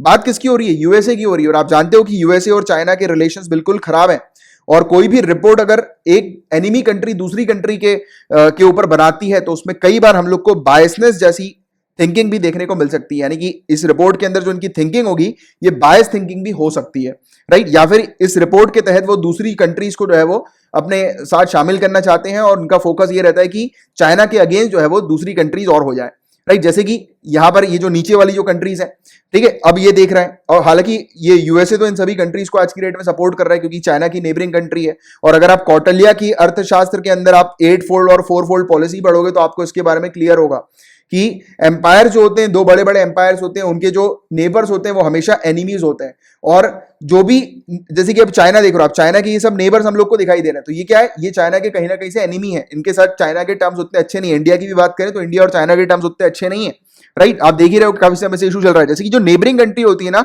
मोस्ट ऑफ द चांसेस हम लोग को देखने को मिलता है कि जो नेबरिंग कंट्री होती है वो फ्रेंडली नहीं होती, वो फ्रेंडली रिलेशंस अपने साथ शेयर नहीं करती। अगर करती भी है तो वो एक ऐसा डिप्लोमेटिक रिलेशन बनाती है जिसमें एनिमिटी जो होती है वो थोड़ी ज्यादा होती है, राइट? क्योंकि वो नेबरिंग कंट्री होती है। और ये इसलिए होता है क्योंकि क्या होता है कि पहले के समय से ये इसलिए भी होता आ रहा है क्योंकि नेबरिंग कंट्री क्या करती है, उसके बगल वाली कंट्री को कैप्चर करने की कोशिश करती है। जैसे कि दो कंट्री है, ये सोचेंगे कि ये जो है वो टेरिटरी को कैप्चर कर ले पूरी, तो उनके बीच में जो है वो विवाद हमेशा समय समय पर होता ही रहता है। तो ये एक चीज हम लोग को कौटिल्य के अर्थशास्त्र में देखने को मिलती है। और इसके बारे में हालांकि आप पढ़ोगे, आपके टॉपिक में भी है, आपको पढ़ना ही है जीएस पेपर 2 में इनके बारे में भी, ठीक है? तो ये वाली चीज है मेंस के लिए, आपके लिए, तो आप जब पढ़ोगे तब पढ़ोगे, बट अभी के लिए मैंने आपको एक आइडिया दिया। तो इस प्रकार से आपको मेंस का आंसर लिखना है। अब बच्चे गलती क्या करते हैं, एक चीज पूछी जाती है वो सिर्फ उसी चीज के बारे में पूरे मेंस में भर देते हैं। यूपीएससी एक चीज के बारे में लिखने वाला एग्जाम है ही नहीं। ये एग्जाम ऐसा है कि आपको कनेक्ट करना है। जो इंसान इस एग्जाम में कनेक्ट करना सीख गया वो इस एग्जाम को जीत जाएगा। तो मेन गेम है कनेक्ट करना। तो आप चीजों को कनेक्ट करो, जैसे कि मैंने भी आपको कौटिल्य अर्थशास्त्र से कनेक्ट करते हुए चीजें बताई, तो वैसे ही आप लोग को अपने आंसर को भी बेहतरीन बनाना है, डायनेमिक बनाना है, कनेक्ट करते हुए बनाना है। क्लियर है यहां तक बातें? तो देखो यहां पर हमने देखा ये पूरी, ये जो इसके जो एरियाज हैं यहां पर इस रिपोर्ट में बताया गया कि ये क्या कर रही है, ये मतलब ये जो नीचे वाली जो कंट्रीज हैं उनको जो है वो खराब कर रही है। यानी कि इस रिपोर्ट ने ये बताया कि नीचे वाली कंट्रीज को पानी नहीं मिल रहा है और बहुत सारे इश्यूज हम लोग को देखने को मिल रहा है। आगे चल के हम लोग बात करेंगे। तो यूएसए ने अक्यूज किया है चाइना को, और यूपीएससी एस्पिरेंट जब ये सब चीजें पढ़े तो उसको ये भी देखना है कि दो जो कंट्री रिपोर्ट बना रही है उसके टर्म्स कैसे हैं अपोज, मतलब यानी कि जिस कंट्री के लिए रिपोर्ट बनाई जा रही है उसके साथ। तो कहीं ना कहीं से बायस्ड वाली चीजें हम लोग को इस रिपोर्ट में देखने को मिल सकती हैं, ठीक है? तो ये एक स्टार्टिंग में एक आइडिया आपके दिमाग में डेवलप होना चाहिए, ये थिंकिंग प्रोसेस आपकी डेवलप होनी चाहिए। तो देखो गाइस, मेरा जो मेजर ऑब्जेक्टिव है ना, कई सारे बच्चे जो है वो मुझे बोलते हैं कि सर आप इतना डिटेल में ये सब चीजें क्यों बताते हो? तो देखो मैं कई बार आप लोग को न्यूज तो बताता ही नहीं हूं, क्योंकि देखो मेरा काम आप लोग को एग्जैक्टली पढ़ाने का नहीं है। मेरा काम आप लोग को ये बताने का है कि भाई आपको एक्चुअली में पढ़ना क्या है और आपकी थॉट प्रोसेस कैसी चलनी चाहिए। तो सिर्फ मैं उसके ऊपर काम करता हूं। पढ़ तो कोई भी लेता है यार, ये न्यूज़पेपर सभी के घर में आता है, सभी के पास सोर्सेज अवेलेबल है पढ़ने के लिए, बट पढ़ना कैसे, that is very important, right? तो चलो इसके बारे में अब आगे बात करेंगे हम लोग। और बाकी अभी के लिए आपको एक आइडिया मिल गया कि यार यूएसए ने ये रिपोर्ट बनाई है, तो हम लोग को इस रिपोर्ट को थोड़े से अलग डायमेंशन में देखना है। और इस रिपोर्ट को जो पब्लिश किया है वो यूनाइटेड स्टेट्स के द्वारा सपोर्ट की गई एक सस्टेनेबल इंफ्रास्ट्रक्चर पार्टनरशिप है और लोअर मेकॉन्ग इनिशिएटिव है, उसके द्वारा ये पब्लिश किया गया। अब लोअर मेकॉन्ग इनिशिएटिव की बात करें तो ये भी मल्टीनेशनल पार्टनरशिप हम लोग को देखने को मिलती है। अब यहां पर भी यार देखो आपकी यूएसए ने कंबोडिया, लाओस, म्यांमार, थाईलैंड और वियतनाम के साथ पार्टनरशिप करी है, तब जाकर ये लोअर मेकॉन्ग इनिशिएटिव तैयार हुआ है। तो यहां पर भी यूएसए का हस्तक्षेप हम लोग को देखने को मिल रहा है, राइट? और चाइना और यूएसए के टर्म्स तो खराब है ही, ट्रेड वॉर आपने देखा ही, और भी काफी सारी चीजें आप देखते ही हो यूएसए और चाइना के बीच में। तो इस स्टडी में क्या आया है ये देखो आप। चाइना ने पहला डैम जब बनाया था अपर मेकॉन्ग के ऊपर, तब ये 1990 में बनाया था अपर मेकॉन्ग में। यानी कि ये जो आपको डैम्स मैंने अभी आपको फोटो में दिखाया ना, तो यहां पर जो डैम बनाया है चाइना ने, तो ये 1990 में ये पहला डैम यहां पर तैयार किया गया है, ठीक है? और ये नोज हाडू, तो ये अजीब टाइप के इनके नाम होते हैं, तो ये आपको बस थोड़ा सा ध्यान में रखना। तो ये इसका पहला डैम है, ठीक है, इसका नाम। तो ये वाली चीज भी एक आइडिया आप लोग को होनी चाहिए। और आज की डेट में 11 ऐसे डैम हम लोग को चाइना के देखने को मिल रहे हैं, और चाइना और भी ज्यादा डैम्स प्रिपेयर यानी कि प्लान कर रही है बनाने की इस मेकॉन्ग नदी के ऊपर। और ये डैम जो है वो चाइना किस पर्पज के लिए बना रही है? हाइड्रो पावर को जनरेट करने के पर्पज के लिए ये बना रही है। जैसे कि अभी हम लोगों ने यहां पर बात करी थी ब्रह्मपुत्र नदी के कुछ डैम्स के बारे में, क्योंकि मैंने भी आपको बताया ना कि डायरेक्टली इनसे रिलेटेड भी क्वेश्चन आपसे पूछा जा सकता है। तो ये जो डैम है ये हाइड्रो पावर पर्पस के लिए डैम है, 510 मेगावाट इलेक्ट्रिसिटी जनरेट करता है। वैसे ही दागू डैम है इसका, वैसे ही जेक्सू डैम है, वैसे ही जियाचा डैम इसका हम लोग को देखने को मिलता है। तो ये डैम के नाम भी थोड़ा सा आप याद रखो, ठीक है। अभी आपको पता लगेगा और भी पूरे इस रिपोर्ट में डैम्स हम लोग को देखने को मिल रहा है। तो हमने देखा कि ये डैम जो है इसने बनाए हुए हैं, करीब 11 डैम आज की डेट में इसके पास है मेकोंग नदी के ऊपर, और भी काफी सारे डैम ये बना रही है। और इसके अलावा ब्रह्मपुत्र नदी के ऊपर भी इसके डैम्स हम लोग को देखने को मिलते हैं। तो ये डैम जो है गाइस, ये क्या करते हैं, डैम का काम क्या होता है कि पानी को स्टोर करके रखना। और हाइड्रो पावर डैम का काम क्या होता है कि पानी को ये रोकती है, फिर एकदम से पानी को रिलीज करती है, और पानी के फोर्स से फिर वो पंखे जो है घूमते हैं, आपको पता होगा उसका पूरा प्रोसीजर, हाइड्रो पावर डैम जो है वो कैसे ऑपरेट करते हैं, फिर वो इलेक्ट्रिसिटी जनरेट होती है। तो ये इसका बेसिकली काम होता है। तो ये यहां पर रिपोर्ट में बताया गया कि जब ये पानी जब रोक रही है, उसके चलते जो नीचे वाला जो एरिया है, साउथ ईस्ट एशियन कंट्रीज का जो एरिया, जो नीचे जो पानी आ रहा है ना, मेकोंग का भी पहले वाले मैप में बताया था, तो उसमें जो नीचे वाली कंट्रीज है उनको बड़ा नुकसान पहुंच रहा है। वहां पर सूखा पड़ रहा है, सीवियर ड्रॉट जैसी एक्टिविटीज वहां पर हम लोग को देखने को मिल रही हैं। और इसने क्या किया है, नदी का डैम वगैरह बना के नदी के नेचुरल फ्लो को इसने खराब कर दिया, खत्म कर दिया। स्पेशली यहां पर जो पानी का लेवल जो है लोअर रीजन में, तो वो काफी ज्यादा डिक्रीज हो गया है, काफी कम हो गया है। और चाइना का डैम मैनेजमेंट जो है वो काफी बेकार है, काफी घटिया, काफी खराब हम लोग को देखने को मिलता है। ये कभी कभी पानी के लेवल को एकदम खोल देती है, बढ़ा देती है, और कभी कभी कम कर देती है। यानी कि कभी कभी जो नीचे वाली कंट्रीज हैं वो कभी कभी सूखे का, ड्रॉट का सामना करती हैं, और कभी कभी फ्लड का सामना करती हैं, क्योंकि ये एकदम से बिना कुछ बताए पानी के लेवल को इंक्रीज कर देती है। तो उसके चलते भी कई बार जो है वो वहां पर रहने वाले लोग जो है उनकी जान तक चली जाती है एकदम से पानी रिलीज होने के कारण। तो ये बड़ी इश्यूज जो है वो यहां पर बताए गए हैं। और इसको लेकर ब्रह्मपुत्र नदी के ऊपर भी एक कंसर्न यहां पर सामने रखा इस रिपोर्ट ने। और इंडिया जो है वो काफी समय से जो डैम जो ये बनाती है ना चाइना, उसके ऊपर पहले भी ये कंसर्न करती थी, बोलती थी डैम चाइना को कि भाई इतने डैम वगैरह मत बनाओ, बट चाइना है वो मानती कहां है फिर। बट हाँ, इंडिया को कोई प्रॉब्लम नहीं है ब्रह्मपुत्र नदी के ऊपर इसके डैम बनाने से। क्यों?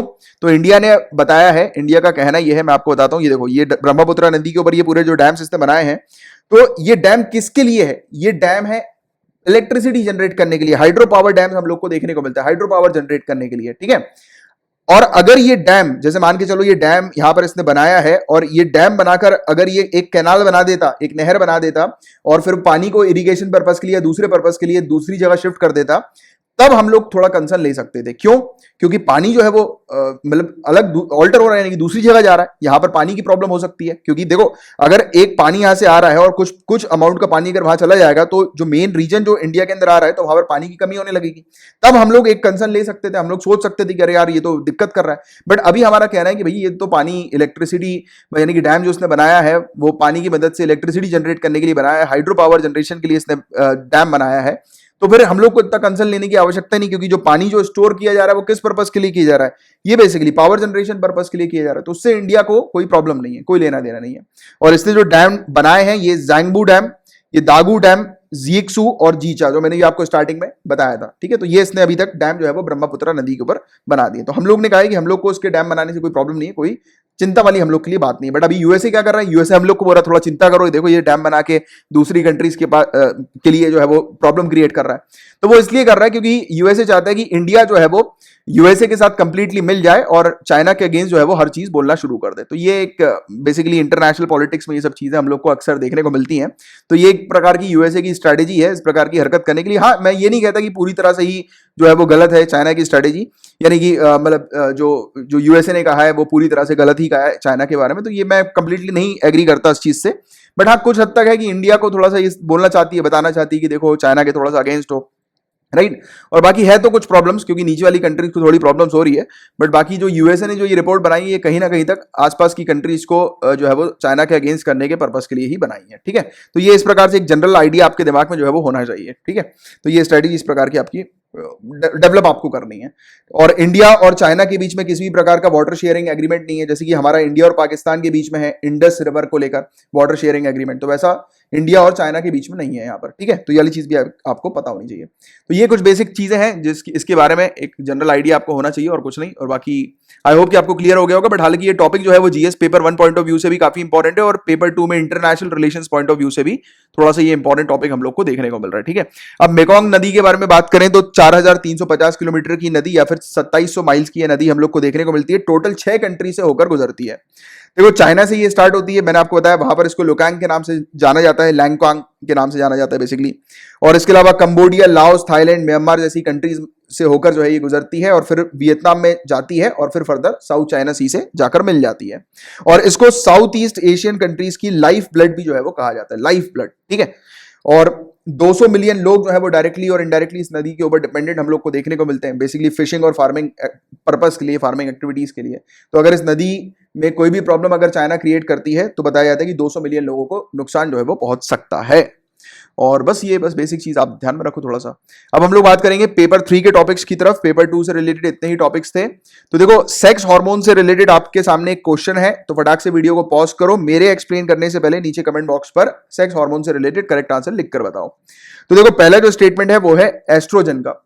तो एस्ट्रोजन क्या है? ये प्राइमरी फीमेल सेक्स हार्मोन हम लोग को देखने को मिलता है, तो ये बिल्कुल करेक्ट है। और एस्ट्रोजन जो है वो मेल सेक्स ऑर्गन भी है, तो मेल में भी उपयोग में होता है एस्ट्रोजन और फीमेल में भी होता है, यानी कि दोनों में ही एस्ट्रोजन हम लोग को देखने को मिलता है। तो ये चीज क्लियर रखनी है आपको। तो पहला स्टेटमेंट करेक्ट है। और मेल्स के अंदर एड्रीनल ग्लैंड्स और टेस्टिस जो होती हैं वो प्रोजेस्टेरॉन को प्रोड्यूस करती हैं, ठीक है। तो ये वाली चीज भी आपको पता होनी चाहिए, तो ये भी बिल्कुल करेक्ट है। इसके अलावा प्रोजेस्टेरॉन की अगर हम लोग बात करें तो ये मेंस्ट्रुअल साइकिल, प्रेगनेंसी, एम्ब्रियोजेनेसिस जो होती है ह्यूमंस के अंदर और दूसरी स्पीसीज में, तो वहां पर ये प्रोजेस्टेरॉन इन्वॉल्व रहती है। तो ये बिल्कुल ही तीनों स्टेटमेंट बिल्कुल करेक्ट है इससे रिलेटेड, सेक्स हार्मोन से रिलेटेड। और ये टॉपिक अभी न्यूज में इसलिए आया है क्योंकि पाया गया है कई सारी रिपोर्ट में, साइंटिस्ट रिसर्चर्स ने, कि कोरोना वायरस जो है वो मेन को ज्यादा इंपैक्ट कर रहा है। कहा जा रहा है कि ज्यादातर मेन जो है वो कोरोना वायरस से इन्फेक्ट हो रहे हैं और मर रहे हैं एज कंपेयर टू वुमेन। और इसमें कुछ डॉक्टर्स का कहना है कि मेन जो है वो स्मोकिंग करते हैं, पोल्यूशन में ज्यादा रहते हैं, अल्कोहलिक रहते हैं।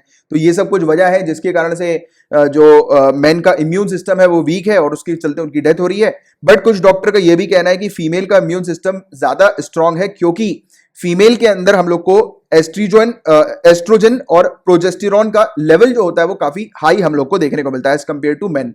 तो ये बताया जा रहा है कि जो सेक्स हार्मोन्स है फीमेल्स के अंदर, तो वो एक वजह हो सकती है कि जिसके चलते फीमेल्स का इम्यून सिस्टम काफी ज्यादा स्ट्रांग है, राइट। तो इस चीज को लेकर और फीमेल को जो है ये मतलब इस प्रकार के जो वायरस जो होते हैं, बैक्टीरिया वगैरह जो होते हैं, तो उससे ये रेजिस्ट करके रखता है, बचा के रखता है, ठीक है। तो ये चीज हम लोग को देखने को मिलती है, क्योंकि ये पूरा जो कोरोना वायरस जो है वो पूरा का पूरा इम्यून सिस्टम के ऊपर ही हम लोग को देखने को मिलता है, इम्यून सिस्टम पे ही हार्म करता है, ठीक है। तो ये चीज यहाँ पर देखने को मिली। क्लियर है यहाँ तक पूरी बात है। बट अभी हम लोग जो है वो इस पर जो है वो प्रॉपर पुख्ता जो है वो नहीं कह सकते, क्योंकि अभी सिर्फ एक जनरल इस चीजों के बारे में बातचीत हो रही है, तो वो मैंने अभी आपको बताया। और बट आपको मेनली जो है वो सेक्स हार्मोन्स के बारे में थोड़ी डिटेल पता होनी चाहिए। अब इसके बारे में एक जनरल एक आइडिया होना चाहिए कि ऐसी कुछ चीजें जो है वो अभी चल रही है, ठीक है, न्यूज में। बट अभी इसके बारे में पुख्ता नहीं कह सकते, क्योंकि मतलब जो महिलाओं को जो कम हो रहा है कोरोना वायरस, उसकी क्या पुख्ता वजह यही है कि सेक्स हार्मोन्स के कारण, तो ऐसा नहीं कह सकते, ठीक है। बस ये जो है वो आइडिया जो है वो लगाया हुआ है साइंटिस्ट रिसर्चर्स ने। अब जो नेक्स्ट टॉपिक है वो HCARD का, hospital care assistive robotic device का हम लोग को देखने को मिल रहा है। तो ये एक रोबोट जो है वो तैयार हुआ है। अभी ये देखो आप, ये रोबोट हम लोग को देखने को मिल रहा है। CSIR CEMRI का हम लोग को देखने को मिल रहा है। Central mechanical engineering research institute जो CSIR की जो लैब है दुर्गापुर में, तो उसके द्वारा ये डेवलप किया गया ये एक रोबोट हम लोग को देखने को मिल रहा है। तो ये रोबोट जो है ये बेसिकली डॉक्टर्स और जो नर्सेस स्टाफ्स वगैरह, हेल्थ केयर स्टाफ्स जो हम लोग को देखने को मिलता है हॉस्पिटल्स में, तो उनकी हेल्प करेगा, जो लोग कोरोना वायरस से लड़ने के लिए काम कर रहे हैं। ये कैसे हेल्प करेगा? क्योंकि इसके अंदर एक नेविगेशन है, ड्रॉर है और बेसिकली काफी कुछ चीजें हैं जिसके चलते मेडिसिन और फूड जो है वो प्रोवाइड किया जा सकता है पेशेंट्स को बिना हेल्थ केयर वर्कर्स के कांटेक्ट में आने से। तो ये जो है वो एक रोबोट है जो कि पेशेंट के पास जाकर, और यहाँ पर इसमें बताया गया है कि ऑडियो विजुअल कम्युनिकेशन हम लोग को देखने को मिल रहा है, और सैंपल कलेक्ट करने के लिए भी ये रोबोट जाकर सैंपल कलेक्ट कर सकता है। तो ये एक ऐसा रोबोट है जो कि हेल्प करेगा स्टाफ को हॉस्पिटल के अंदर, कि जो आइसोलेशन में जो पेशेंट्स होते हैं तो उनके पास जाकर ये रोबोट मेडिसिन दे देगा, और जिससे कि हेल्थ केयर स्टाफ जो है वो डायरेक्ट कॉन्टेक्ट में नहीं आ पाएंगे आइसोलेटेड पेशेंट्स के, ठीक है, या फिर इन्फेक्टेड पेशेंट्स के, तो उससे वो भी बच जाएंगे, तो उनको इन्फेक्शन होने का खतरा नहीं होगा। तो ये बस बेसिक सी चीज है जिसको आपको थोड़ी सी HCARD से रिलेटेड पता होनी चाहिए। अब जो नेक्स्ट जो टॉपिक आ रहा है वो NIP का हम लोग को देखने को मिल रहा है। तो फटाक से वीडियो को पॉज करो, क्योंकि ये वाला टॉपिक मैं आपको पहले भी पढ़ा चुका हूं। NIP से रिलेटेड और इससे रिलेटेड करेक्ट स्टेटमेंट नीचे कमेंट बॉक्स पर लिखकर बताओ। नेशनल इंफ्रास्ट्रक्चर पाइपलाइन से रिलेटेड मेरे एक्सप्लेन करने से पहले, तो NIP क्या है गाइस? तो देखो NIP बेसिकली एक इकोनॉमिक और सोशल इंफ्रास्ट्रक्चर प्रोजेक्ट्स हम लोग को देखने को मिलता है। अब नेशनल इंफ्रास्ट्रक्चर पाइपलाइन के अंदर क्या तैयार किया जा रहा है, हमारी पूरी कंट्री के अंदर इंफ्रास्ट्रक्चर को तैयार किया जा रहा है, यानी कि इंफ्रास्ट्रक्चर से रिलेटेड ये प्रोजेक्ट्स हम लोग को देखने को मिल रहा है पूरी कंट्री के अंदर। एक बेहतरीन इंफ्रास्ट्रक्चर डेवलपमेंट को लेकर ये प्रोजेक्ट है, ठीक है। और ये ग्रीन फील्ड और ब्राउन फील्ड दोनों का ही प्रोजेक्ट हम लोग को देखने को मिलता है। अब ग्रीन फील्ड और ब्राउन फील्ड में क्या डिफरेंस होता है ये समझो, आप ये कंसेप्ट क्लियर करो। तो अगर कोई जमीन है, खाली जमीन, इसके ऊपर अगर मैं बिल्डिंग बनाना चाहता हूं, तब मैं क्या कर रहा हूं, एक ग्रीन फील्ड प्रोजेक्ट शुरू कर रहा हूं। बट एक जमीन के पास ऑलरेडी, इनकी जमीन में ऑलरेडी बिल्डिंग बनी हुई है और मैं या तो इसका फर्स्ट फ्लोर बनाना चाहता हूं या फिर इस बिल्डिंग को किराए में लेकर कुछ और काम करना चाहता हूं, तो that is called brown field project. तो जो प्रोजेक्ट जीरो से स्टार्ट होता है तो that is called green field project, और जो प्रोजेक्ट ऑलरेडी बना रहता है और उसके बाद फिर उसमें फर्दर मॉडिफिकेशन किया जाता है, that is called brown field project. Clear है तक बातें? तो ये इसका हम लोग को देखने को मिलता है। तो ये जो इंफ्रास्ट्रक्चर प्रोजेक्ट तैयार किए जाएंगे, ये दोनों ग्रीन फील्ड और ब्राउन फील्ड प्रोजेक्ट्स दोनों के लिए होंगे। सेकंड स्टेटमेंट बिल्कुल गलत है, क्योंकि ये कोई ऑयल और नेचुरल गैस पाइपलाइन जो है वो नहीं लेके आएगा ये प्रोजेक्ट, क्योंकि नाम से काफी सारे लोग समझते हैं कि पाइपलाइन की बात हो रही है तो गैस, नेचुरल गैस की पाइपलाइन हम लोग कनेक्ट करेंगे पूरी कंट्री में, ऐसा कुछ नहीं है। नेशनल इंफ्रास्ट्रक्चर पाइपलाइन का मतलब यह है कि हम लोग हमारी कंट्री में हर एक एरिया पर इंफ्रास्ट्रक्चर डेवलपमेंट करेंगे, ठीक है, इंफ्रास्ट्रक्चर प्रोजेक्ट्स को बनाएंगे। और ये एनआईपी लाने का मेन मकसद यह है कि हमारी कंट्री के अंदर हम लोग को $5 ट्रिलियन को 2024-25 तक अचीव करना है। ये हमारा टारगेट है। आपको पता होगा कि हमारी कंट्री का जो जीडीपी है वो $5 ट्रिलियन हम लोग को रखना है 2024 और 25 तक। तो उसको लेकर वेरियस हम लोग इंफ्रास्ट्रक्चर पे इन्वेस्टमेंट करेंगे इस गोल को अचीव करने के लिए। तो ये एनआईपी जो है वो इस सरकार का जो ये गोल है $5 ट्रिलियन का, इसको अचीव करने में भी हेल्प करेगा। तो ये वाला स्टेटमेंट करेक्ट है। तो इसका करेक्ट आंसर क्या हो गया? 1 और 3 ओनली, ठीक है। और ये टॉपिक न्यूज में इसलिए है क्योंकि चक्रवर्ती टास्क फोर्स हम लोग को देखने को मिल रहा है। तो इसके द्वारा भी रिसेंटली इन्होंने अपनी एनआईपी को लेकर एक फाइनल रिपोर्ट जो है वो सबमिट कर दी है फाइनेंस मिनिस्टर के पास। तो रिपोर्ट में क्या क्या है ये जान लो। और उससे पहले देखो, चक्रवर्ती टास्क फोर्स थोड़ा याद रखना, कभी कभी डायरेक्टली स्टेट सिविल सर्विसेज पूछ लेती है कि चक्रवर्ती टास्क फोर्स जो है वो किससे रिलेटेड, तो आपको पता होना चाहिए कि एनआईपी से रिलेटेड। आप इसमें बताइए चक्रवर्ती आएगा, क्योंकि अतानु चक्रवर्ती आपसे नहीं पूछा जाएगा, सिर्फ चक्रवर्ती ही पूछा जाएगा, तो इसलिए मैंने आपको चक्रवर्ती ही बताया, ठीक है, चक्रवर्ती टास्क फोर्स। तो ये बेसिकली एनआईपी से रिलेटेड है। और ये चक्रवर्ती जी जो है, अतानु चक्रवर्ती, ये इकोनॉमिक अफेयर सेक्रेटरी हम लोग को देखने को मिलती हैं। तो इन्होंने एक रिपोर्ट जो है वो बनाई है एनआईपी को लेकर। तो इनकी रिपोर्ट में इन्होंने कहा है कि एनआईपी में और भी हम लोग को इन्वेस्टमेंट करना है। पहले कहा गया था कि 100 लाख करोड़ रुपीस जो है वो इन्वेस्ट किए जाएंगे अगले 5 सालों में, बट बताया जा रहा है कि इस इन्वेस्टमेंट को अब थोड़ा सा बढ़ाना है अगर हम लोग को अपने टारगेट्स को अचीव करना है। तो बताया गया है कि 1,11,000 यानी सॉरी 111 लाख करोड़ रुपीस जो है वो इन्वेस्टमेंट की आवश्यकता है। 111 लाख करोड़ रुपीस के इन्वेस्टमेंट की आवश्यकता है। पहले 100 लाख करोड़ रुपीस की बात की गई थी, ठीक है। तो इन्होंने जो है वो इन्वेस्टमेंट को थोड़ा बढ़ाने की बात करी है। इसके अलावा इनका कहना है कि लगभग 70% जो प्रोजेक्ट्स होंगे वो एनर्जी, रोड्स, रेलवेज और अर्बन प्रोजेक्ट्स के हम लोग को देखने को मिलेंगे। यानी कि ये जो कुछ सेक्टर्स हैं जहां पर सबसे ज्यादा जो इन्वेस्टमेंट जो है वो किया जाएगा, तो ये वाली चीज यहां पर बताई गई है। और कहा गया है कि 3 कमेटी जो है इन्होंने रिकमेंड करी है। एक कमेटी जो है वो टाइमली एग्जीक्यूशन की है, कि समय पर पूरे प्रोजेक्ट्स काम कर रहे हैं कि नहीं कर रहे हैं उसको चेक करने के लिए, मॉनिटर करने के लिए, राइट। और इसके अलावा एक है फॉलोअप के लिए। ये फॉलोअप यानी कि अगर कोई भी प्रोजेक्ट जो तैयार हुआ है तो उसका क्या प्रोग्रेस उसकी चल रही है तो उसको देखने के लिए, तो ये फॉलोअप कमेटी। और तीसरी जो है फाइनेंशियल रिसोर्सेज को रेस करने के लिए, फंडिंग वगैरह को रेस करने के लिए, तो ये तीसरी कमेटी। तो ये 3 मेजर कमेटी का इन्होंने रिकमेंडेशन दिया। तो इसके बारे में आपको ज्यादा नोट्स नहीं बनाने, इसको बस जनरल सेंस में याद रखो और ज्यादा कुछ आप लोग को इस पर मेहनत करने की आवश्यकता नहीं इस टॉपिक पर, ठीक है। बस जनरली आपको एनआईपी क्या होती है बस इसका एक जनरल एक आइडिया जो है वो होना चाहिए। अब जो नेक्स्ट टॉपिक है वो अल्जीमर से रिलेटेड है। अल्जीमर के बारे में पहले भी मैं आपको बता चुका हूं। उरी मूवी जिसने देखी होगी उसको पता होगा कि जो आर्मी मैन जो थे, तो विशाल, आई थिंक उनका नाम था मेरे ख्याल से एक्टर का, कौशल था, पता नहीं क्या था, मुझे याद नहीं आ रहा उनका नाम एक्चुअली में। तो वो जो एक्टर जो थे, मेन लीड एक्टर, तो उनकी जो मदर थी उनको अल्जीमर की प्रॉब्लम जो है वो हो गई थी, राइट। तो वो कहीं पर भी जो है वो चली जाती थी, अल्जीमर की प्रॉब्लम के कारण भूल जाती थी। तो ये वही बात हो रही है उसी डिजीज के बारे में, अल्जीमर के बारे में। तो फटाक से कमेंट बॉक्स पर आंसर लिखकर बताओ कि इन दोनों स्टेटमेंट में से कौन सा स्टेटमेंट करेक्ट है। तो देखो, पहले स्टेटमेंट में लिखा है कि एक किडनी डिसऑर्डर है, तो बिल्कुल नहीं। ब्रेन का डिसऑर्डर, मेंटल डिसऑर्डर ये हम लोग को देखने को मिलता है, राइट। तो प्रोग्रेसिव मेंटल डिसऑर्डर है, ना कि किडनी डिसऑर्डर। तो पहला स्टेटमेंट तो पहले ही गलत हो गया। बट एक चीज है कि ये 65 साल से ज्यादा के उम्र के लोगों को जो है वो अफेक्ट करता है ये डिजीज, अल्जीमर नाम की डिजीज, ठीक है। तो ये चीज क्लियर रखना। और ये डिजीज जो है वो क्योर बिल्कुल भी नहीं होती है, क्योंकि ये डिजीज का कोई प्रॉपर मेडिसिन अभी तक आई नहीं है। ये डिजीज की सिर्फ ऐसी मेडिसिन आई है जिससे कि ये डिजीज का प्रोग्रेशन कम होता है, यानी कि ये डिजीज पूरी तरह से खत्म नहीं हो सकती, बट हाँ ये डिजीज बढ़ेगी नहीं, इसको लेकर मेडिसिन है, प्रोग्रेशन खत्म करने को लेकर, ठीक है। तो इसका करेक्ट स्टेटमेंट क्या होगा? नन। ये दोनों ही स्टेटमेंट गलत हैं। और अल्जीमर अभी न्यूज में इसलिए क्योंकि बताया जा रहा है कि कुछ साइंटिस्ट हैं JNCASR के, Jawaharlal Nehru centre for advance scientific research के, तो इन्होंने कुछ मतलब इनहिबिटर्स जो है वो बनाए हैं अल्जीमर के इनहिबिटर्स का मतलब यानी कि वो प्रोग्रेस नहीं करेगी, यानी कि मतलब प्रोग्रेस होने नहीं देगी उस डिजीज को, वो उस प्रोग्रेस को रोकेगी। अब देखो ये क्योर करेगी नहीं, मेडिसिन नहीं बनी है, ये बेसिकली ऐसी दवाई बनाई है जो कि उस डिजीज को बढ़ने नहीं देगी, उस डिजीज जहां पर है वहां पर रुक जाएगी, ठीक है। तो ये ऐसे इनहिबिटर्स हम लोग को देखने को मिलते हैं। और ये जो इन्होंने कैसे क्या किया है, तो बर्बेरिन को इन्होंने बर डी में मॉडिफाई कर दिया है और इसको लेकर इन्होंने एक दवाइयां जो है वो बना दिया। बर्बेरिन क्या होता है, ये आपसे क्वेश्चन पूछा जा सकता है एग्जामिनेशन में, स्पेशली प्रीलिम्स में। तो याद रखना ये एक प्रकार का केमिकल होता है जो कि काफी सारे प्लांट्स में पाया जाता है, जैसे कि यूरोपियन बारबेरी, इसके अलावा golden seal, gold thread, Oregon grape, और भी काफी सारे जैसे ट्री टर्मरिक। तो ऐसे कुछ प्लांट्स होते हैं जिसमें ये बर्बेरिन नाम का एक केमिकल पाया जाता है।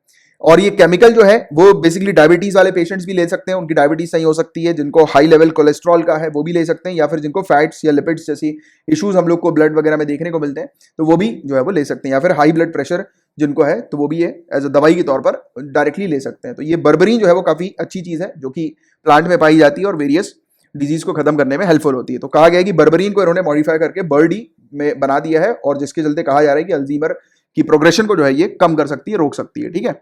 और क्योर नहीं करेगी, ये चीज बस क्लियर रखो अपने माइंड में। और बस आज इतने ही टॉपिक्स था, आज काफी ज्यादा टॉपिक्स हो गए हालांकि, बट सिर्फ इतने ही थे। और अभी रुकिए, कहीं जाइएगा नहीं, कुछ चीजें मैं अभी आपको बताऊंगा, बट बिफोर दैट अगर मैंने आपको जितने भी टॉपिक्स पढ़ाए हैं अगर अच्छे से दिमाग में बैठ गए, क्लियर हो गए हैं, तो आप मेरे इस लेक्चर को आपके किसी भी अकाउंट में शेयर कर दीजिएगा। और आप अगर किसी टेलीग्राम के किसी स्टडी ग्रुप में शामिल है तो वहां पर भी आप मेरे लेक्चर को शेयर कर सकते हैं, यानी कि सोशल मीडिया पे भी शेयर कर सकते हो या फिर कहीं पर भी कर सकते हो। और जनरल स्टडीज के टॉपिक्स कुछ मैं अभी आपको एज अ होमवर्क दे रहा हूं जिनको आपको प्रिपेयर करना है। काफी सारे बच्चे जो है वो इन टॉपिक्स को प्रिपेयर नहीं करते हैं, but literally I am telling you कि ये जो यूपीएससी की जर्नी जो है ना, ये जर्नी सिर्फ ये नहीं कहती है कि आपको बिल्कुल इंटेलिजेंट होना है तभी आप जो है वो एग्जाम क्रैक करोगे। ये जर्नी सिर्फ इतना कहती है कंसिस्टेंसी और डिसिप्लिन। ये यूपीएससी की डिमांड सिर्फ इतनी है कि ये एग्जाम सिर्फ वही इंसान क्रैक करेगा जिसके अंदर कंसिस्टेंसी है, डिसिप्लिन है, पेशेंस है, तो वो इस एग्जाम को क्लियर करेगा। क्योंकि देखो हर किसी के पास ये इंपॉर्टेंटली ये तीन चीजें नहीं होती। लोग 4 दिन तक पढ़ाई करते हैं, 5वें दिन जो है वो अपने पढ़ाई को भूल जाते हैं। 4 दिन तक मस्त बैठेंगे, 6-6, 8-8 घंटे पढ़ेंगे, और 5वें दिन जो है वो फिर उनकी पढ़ाई 2-2.5 घंटे से ही ज्यादा, 2-2.5 घंटे से भी कम फिर होने लगती है। तो ये बड़ा दिक्कत होती है। तो इसलिए तो कहते हैं कि यूपीएससी का एग्जाम जो है, आईएएस का एग्जाम जो है वो इसलिए कठिन है क्योंकि लोग इस एग्जाम पे चल ही नहीं पाते, और जो चल गया वो क्रैक कर गया। परसेंटेज नहीं चाहिए इसमें, कोई इंटेलिजेंट आदमी नहीं चाहिए इसकी तैयारी में। मैंने देखा ना काफी सारे लोग जो होते हैं, जैसे स्टार्टिंग में तो बढ़िया लेक्चर देख रहे हैं, पूरे होमवर्क वगैरह कर रहे हैं, फिर एंड में जाकर ठुस हो जाते हैं। और मुझे पता है कि जो कंसिस्टेंट लोग हैं वो इस एग्जाम को क्लियर करेंगे। और literally I am telling you कि मेरे काफी सारे जो स्टूडेंट्स, मैं देखता रहता हूँ आप लोग के जो कमेंट्स आते हैं ना, मैं देखता रहता हूँ, और काफी महीनों से जो लोग रेगुलरली जो होमवर्क कर रहे हैं और जो मतलब कंटिन्यूअसली नीचे कमेंट बॉक्स पे आंसर लिखते रहते हैं, तो मुझे 100% पता है कि वो उनका तो आईएएस क्लियर होना है, वो कल आईएएस क्लियर कर ही देंगे, नहीं कि आज नहीं तो कल उनका होना ही होना है सिलेक्शन। तो उस चीज को तो मैं जानता हूं, क्योंकि कंसिस्टेंसी बहुत ज्यादा इंपॉर्टेंट है जो कि लोगों के अंदर नहीं होती है। तो इसलिए मैं कहता हूं कि यार कंसिस्टेंट रहो। मेरा कोई फायदा नहीं है कि आप नीचे कमेंट बॉक्स पे आंसर लिखोगे नहीं लिखोगे, मुझे कोई लेना देना नहीं। मैंने पढ़ाया, मैंने आपके कंसेप्ट क्लियर किए, मैंने मेरी ड्यूटी खत्म हो गई। बाकी आपको करना है, अगर आपको एग्जाम क्लियर करना है तो। बट लोग करते नहीं है ना। ये जो मैं होमवर्क देता हूँ, लोग को लगता है कि ऐसे ही फर्जी है। यार मैं आपको पता है, गारंटी देता हूँ, अगर आप सिर्फ ये वाले होमवर्क जो कर लोगे ना तो आपका एग्जाम क्लियर हो जाएगा। प्रीलिम्स की तो मैं गारंटी देता हूँ, प्रीलिम्स की गारंटी देता हूँ। बाकी जनरल स्टडीज मेंस के लिए तो आप लोग को थोड़ी मेहनत करनी पड़ेगी, बट जो ये पीछे के टॉपिक्स और करंट अफेयर्स जिसने कर लिया उसका प्रीलिम्स डेफिनेटली क्लियर होना है। क्योंकि ये जो टॉपिक्स जो मैं आपको प्रोवाइड कराता हूँ ये वेरी वेरी इंपॉर्टेंट टॉपिक्स होते हैं जनरल स्टडीज के। तो देखो पहला जो टॉपिक है वो है आर्टिकल 30, आपको थोड़ा सा पढ़ना है लक्ष्मीकांत की बुक से। और rights of minority versus other educational rights जो है, एजुकेशनल इंस्टीट्यूशन राइट्स है, वो आप लोग को थोड़ा सा देखना है। माइनॉरिटी एजुकेशन के राइट्स और एजुकेशन इंस्टीट्यूशन के राइट और वर्सेस अदर एजुकेशनल इंस्टीट्यूशन के राइट्स। तो इसका एक डिफरेंशिएशन आपको बनाना है। एटलीस्ट 3-3 पॉइंट्स तो आप डिफरेंशिएशन बना के आप लिख कर रखो, ठीक है। और ये टॉपिक अभी न्यूज में इसलिए क्योंकि ऑनरेबल सुप्रीम कोर्ट ने कहा है कि NEET जो है, national eligibility cum entrance test, ये जो टेस्ट होता है ये बेसिकली जो भी मेडिकल और डेंटल कोर्सेज के जो ग्रेजुएट और पोस्ट ग्रेजुएट स्टूडेंट्स होते हैं तो उनके एडमिशन के लिए होता है। NEET एंट्रेंस टेस्ट होता है ये। तो इसमें भी कहा गया है कि ये मतलब जो राइट्स ऑफ माइनॉरिटीज हैं वो भी इसके अंदर शामिल की जाएंगी, उसको वायलेट जो है वो नहीं करना है। हालांकि ये इंपॉर्टेंट नहीं है, मेनली आप लोग के लिए इंपॉर्टेंट आर्टिकल 30 और जो माइनॉरिटी एजुकेशन इंस्टीट्यूशन के राइट्स क्या होते हैं और जो दूसरे अदर एजुकेशनल इंस्टीट्यूशंस होते हैं उनके राइट्स क्या होते हैं, तो उसमें डिफरेंशिएशन बस आपको एक जनरल पता होना चाहिए। वीपो, वीपो के बारे में थोड़ा सा आपको पढ़ना है, वर्ल्ड इंटेलेक्चुअल प्रॉपर्टी ऑर्गेनाइजेशन और वियना कन्वेंशन। पहले कई बार यूपीएससी से रिलेटेड क्वेश्चन पूछ चुकी है। तो ये तीन टॉपिक्स हैं, इनसे रिलेटेड आपको नोट्स बनाने, हैंड रिटन नोट्स। अब देखो मैं आपको यहाँ पर हैंड रिटन नोट्स बनाने को कहता हूँ, क्यों कहता हूँ? क्योंकि मुझे चाहिए कि आप अपना एग्जाम क्लियर करो। मुझे पता है यहाँ पर मतलब उन लोगों से नहीं है कि मेरा लेक्चर जो है वो आज की डेट में 1000 लोग देख रहे हैं या 2000 लोग देख रहे हैं, उससे कोई मतलब नहीं है। मुझे मतलब है कि एक दो लोग भी अगर सेलेक्ट हो गए मेरे लेक्चर को देखकर तो वो बहुत है। क्योंकि एग्जाम जो है वो आईएएस का एग्जाम मजाक थोड़ा है। ये एग्जाम के अंदर क्यों इतने कम लोग सेलेक्ट होते हैं? भरते तो लोग हैं 8-10 लाख एग्जाम फॉर्म, डर जाते हैं फिर बाद में 4-5 लाख लोग एग्जाम देने जाते हैं। बट फाइनल सिलेक्शन किसका होता है? 1000 का होता है, और उनमें से भी 100-150 मैक्सिमम 190 आईएएस की रैंक वाले होते हैं, उससे ज्यादा नहीं होते। क्यों? क्योंकि लोग कंसिस्टेंसी प्रिपरेशन नहीं कर पाते। अब मैं आपको कंसिस्टेंसी का बता रहा था, तो इसका बेस्ट एग्जांपल मैं आपको देता हूं। जो जुनैद है, जिसकी 3rd रैंक आई थी आई थिंक पिछले साल, आप देखना उसके बारे में थोड़ा सा पढ़ना, उसके इंटरव्यू वगैरह देखना। वो इंसान की एकेडमिक की तो उसने खुद ने बोला, इतना डाउन टू अर्थ आदमी है, खुद अपने मुंह से बोलता है कि उसके मतलब 10th में जो है वो 2nd डिवीजन आई थी, और 12th में भी आई थिंक 2nd डिवीजन या बड़ी मुश्किल से 1st डिवीजन आई थी, और कॉलेज में भी ऐसे ही कुछ हुआ था उसका। तो एकेडमिक उसका अच्छा नहीं था बैकग्राउंड, एकेडमिक बैकग्राउंड, बट फिर भी उसने एग्जाम क्लियर किया, और वो भी 2 बार। पहले वो आईआरएस था और उसके बाद फिर अब तो आईएएस की रैंकिंग मिल गई, 3rd रैंक है वो। तो किसके कारण हुआ ये? कंसिस्टेंसी के कारण, डिसिप्लिन के कारण। बंदे ने रोज पढ़ा होगा, तब जाकर रेगुलर पढ़ा होगा, अपने आप को डिसिप्लिन में रख के पढ़ा होगा, तब जाकर क्लियर किया होगा। और बट यहां पर लोग करते नहीं, लोग जो है वो 1-2 दिन करते हैं, और कुछ लोगों को शौक होता है बस कुछ दिनों तक लेक्चर्स देखने का, उसके बाद फिर वो देखते नहीं है। जो भी इंसान कंसिस्टेंट रहेगा और सिर्फ एक चीज को फॉलो करेगा, उस इंसान का एग्जाम जो है वो यहाँ पर निकलेगा। बाकी फिर नहीं कर पाते लोग आगे, ठीक है। और मैं आपसे इसलिए आज ज्यादा बात कर रहा हूँ क्योंकि कल है संडे, और कल आप जानते हो कि कल के दिन हमारा लेक्चर आता नहीं है, और मंडे टू सैटरडे वाली जो सीरीज होती है डेली न्यूज एनालिसिस की, बट संडे वाले दिन जो होता है वो मैं आपको वीकली न्यूज एनालिसिस जो है वो प्रोवाइड कराता हूँ वीकली। और यानी कि पूरे दिन का जो डेली वाले जो टॉपिक्स होते हैं, डेली वाले जो वीडियोस होते हैं, वो एक बार मैं मर्ज करके आपको पूरे प्रोवाइड करा देता हूँ। यानी कि वही जो वीडियोस होते हैं वो एक साथ इकट्ठा एक ही लेक्चर में आपको मिलते हैं, तो वो आपके रिवीजन पर्पस के लिए होते हैं, ठीक है। और दूसरी बात आपको क्या करना रहता है कि संडे वाले दिन की आपके प्रीवियस जितने भी आपने लेक्चर्स देखे हैं उसका रिवीजन करो आप, और सेकेंडली या फिर आपने जितने भी नोट्स बनाए उसका रिवीजन करो, और आपने जो भी जनरल स्टडीज पढ़ी है उसका रिवीजन करो, क्योंकि संडे रिवीजन वाला डे होता है। और काफी सारे जो नए बच्चे हैं उनको एक डाउट होगा कि क्या सर संडे वाली न्यूज कवर नहीं होती, तो ऐसा नहीं है, संडे वाली न्यूज कवर होती है, बट वो होती है मंडे को, या फिर अगर कभी मंडे को ज्यादा या संडे को ज्यादा न्यूज आ जाती है तो फिर वो ट्यूसडे को होती है। तो मंडे और ट्यूसडे दोनों को न्यूज कवर हो जाती है। तो यहाँ पर हम लोग न्यूज को एक भी नहीं छोड़ते हैं, ना एक टॉपिक छूटता है ना एक न्यूज छूटती है, तो उससे तो आप बेफिक्र रहिएगा अगर आप फॉलो कर रहे हैं तो, राइट। और हाँ, एक चीज इंपॉर्टेंट मैं ये बता रहा था कि आप अगर कोई भी चीज पढ़ाई कर रहे हैं, यानी कि किसी भी टीचर के साथ जुड़े हैं, किसी भी टीचर को फॉलो कर रहे हैं, पढ़ रहे हैं, तो उनके साथ एटलीस्ट अपना 1 साल दो, 1 साल की कंसिस्टेंट प्रिपरेशन दो। बीच बीच में भटको मत। लोग जब आप भटकोगे ना तो फिर आप मंजिल तक नहीं पहुंच पाओगे, या फिर पहुंच भी जाओगे तो आपको बहुत टाइम लगेगा। 5 ईयर 10 ईयर्स का प्लान होगा आपका, तब जाकर फिर आप पहुंचोगे। बट अगर जो चाहता है कि यार मतलब with in 1-2 years exam clear कर जाए, तो उसके लिए सिंपल सी चीज ये है कि सब चीज भूलो दुनियादारी, क्योंकि लोग बाग दुनियादारी भी नहीं भूलते ना यार। ये एग्जाम के अंदर चाहिए 6-8 घंटे बैठना, और जो इंसान 6-8 घंटे बैठ के पढ़ते हैं फिर रिवीजन करना उनको, ये 6-8 घंटा तो फिर मैं सेल्फ स्टडी की बात कर रहा हूँ, यहाँ पर लेक्चर वगैरह की बात नहीं कर रहा। जो आप मेरा लेक्चर देख रहे हो तो वो आपके 6-8 घंटे में तो आ ही नहीं रहा है, राइट। तो ये सब चीजें हैं, तो ये अगर जिसने फॉलो कर लिया तो उसके बाद फिर दूसरी चीज करने का उसका टाइम नहीं होता। और अगर वो दूसरी चीज कर रहे हैं तो अपने दिमाग को खराब कर रहे हैं, क्योंकि हमारा जो दिमाग होता है वो काफी कम चीज ग्रैप्स कर पाता है। और आप अपने दिमाग में अगर कचरा भरते रहोगे, दुनियादारी की चीजें, टीवी वगैरह की चीजें, मूवीज वगैरह भरते रहोगे, या फिर लोगों की गॉसिप शेड्स भरते रहोगे, तो फिर ये वाला एग्जाम नहीं है फिर आपके लिए। ये मैं बिल्कुल ब्लंटली जो है वो आप लोग से कहूंगा। बट ठीक है, आप लोग डेवलप कर सकते हो ये हैबिट, जिनके पास अभी तक ऐसी हैबिट है, जिनका कोई प्रॉपर टाइम टेबल नहीं है। टाइम टेबल बनाओ, अच्छा बनाओ, बट उसको फॉलो करो। फॉलो करना इज वेरी इंपॉर्टेंट। चलो एनीवेज, अब आज ज्यादा बात हो गई है। और इंग्लिश और हिंदी दोनों में ये कुछ नोटिस लिखा हुआ है आप लोग के लिए, और अगर आप ये नोटिस पढ़ लो तो नीचे कमेंट बॉक्स में लिख देना कि सर, और नोटिस पढ़ने के बाद यानी कि अपना ये होमवर्क बना लो, हैंड रिटन नोट्स वगैरह बना लो, तो नीचे कमेंट बॉक्स पे लिख देना सर होमवर्क डन, तो मुझे पता लग जाएगा आपने होमवर्क कंप्लीट कर लिया है, ठीक है। और रही बात इस लेक्चर की पीडीएफ की, तो इसकी पीडीएफ भी हम लोग प्रोवाइड कराते हैं, बट वो सिर्फ हमारे पेड कोर्सेज मेंबर्स को प्रोवाइड की जाती है। पेड कोर्सेज को ज्वाइन करने के लिए आप इन नंबर पर कांटेक्ट कर सकते हैं, व्हाट्सएप, टेलीग्राम या कॉल करके। और टेलीग्राम की एप्लीकेशन पर जाकर अगर आप इन यूजर नेम्स को सर्च करेंगे तो आपको हमारा फ्री टेलीग्राम ग्रुप मिल जाएगा, जहां पर हम लोग आपको फ्री में स्टडी मटेरियल्स प्रोवाइड कराते हैं, एंड लेक्चर्स की नोटिफिकेशन अपडेट्स भी आपको वहीं पर मिल जाती है। तो चलिए फिर मिलते हैं मंडे को, तब तक के लिए bye, take care, have a great day ahead, Tata.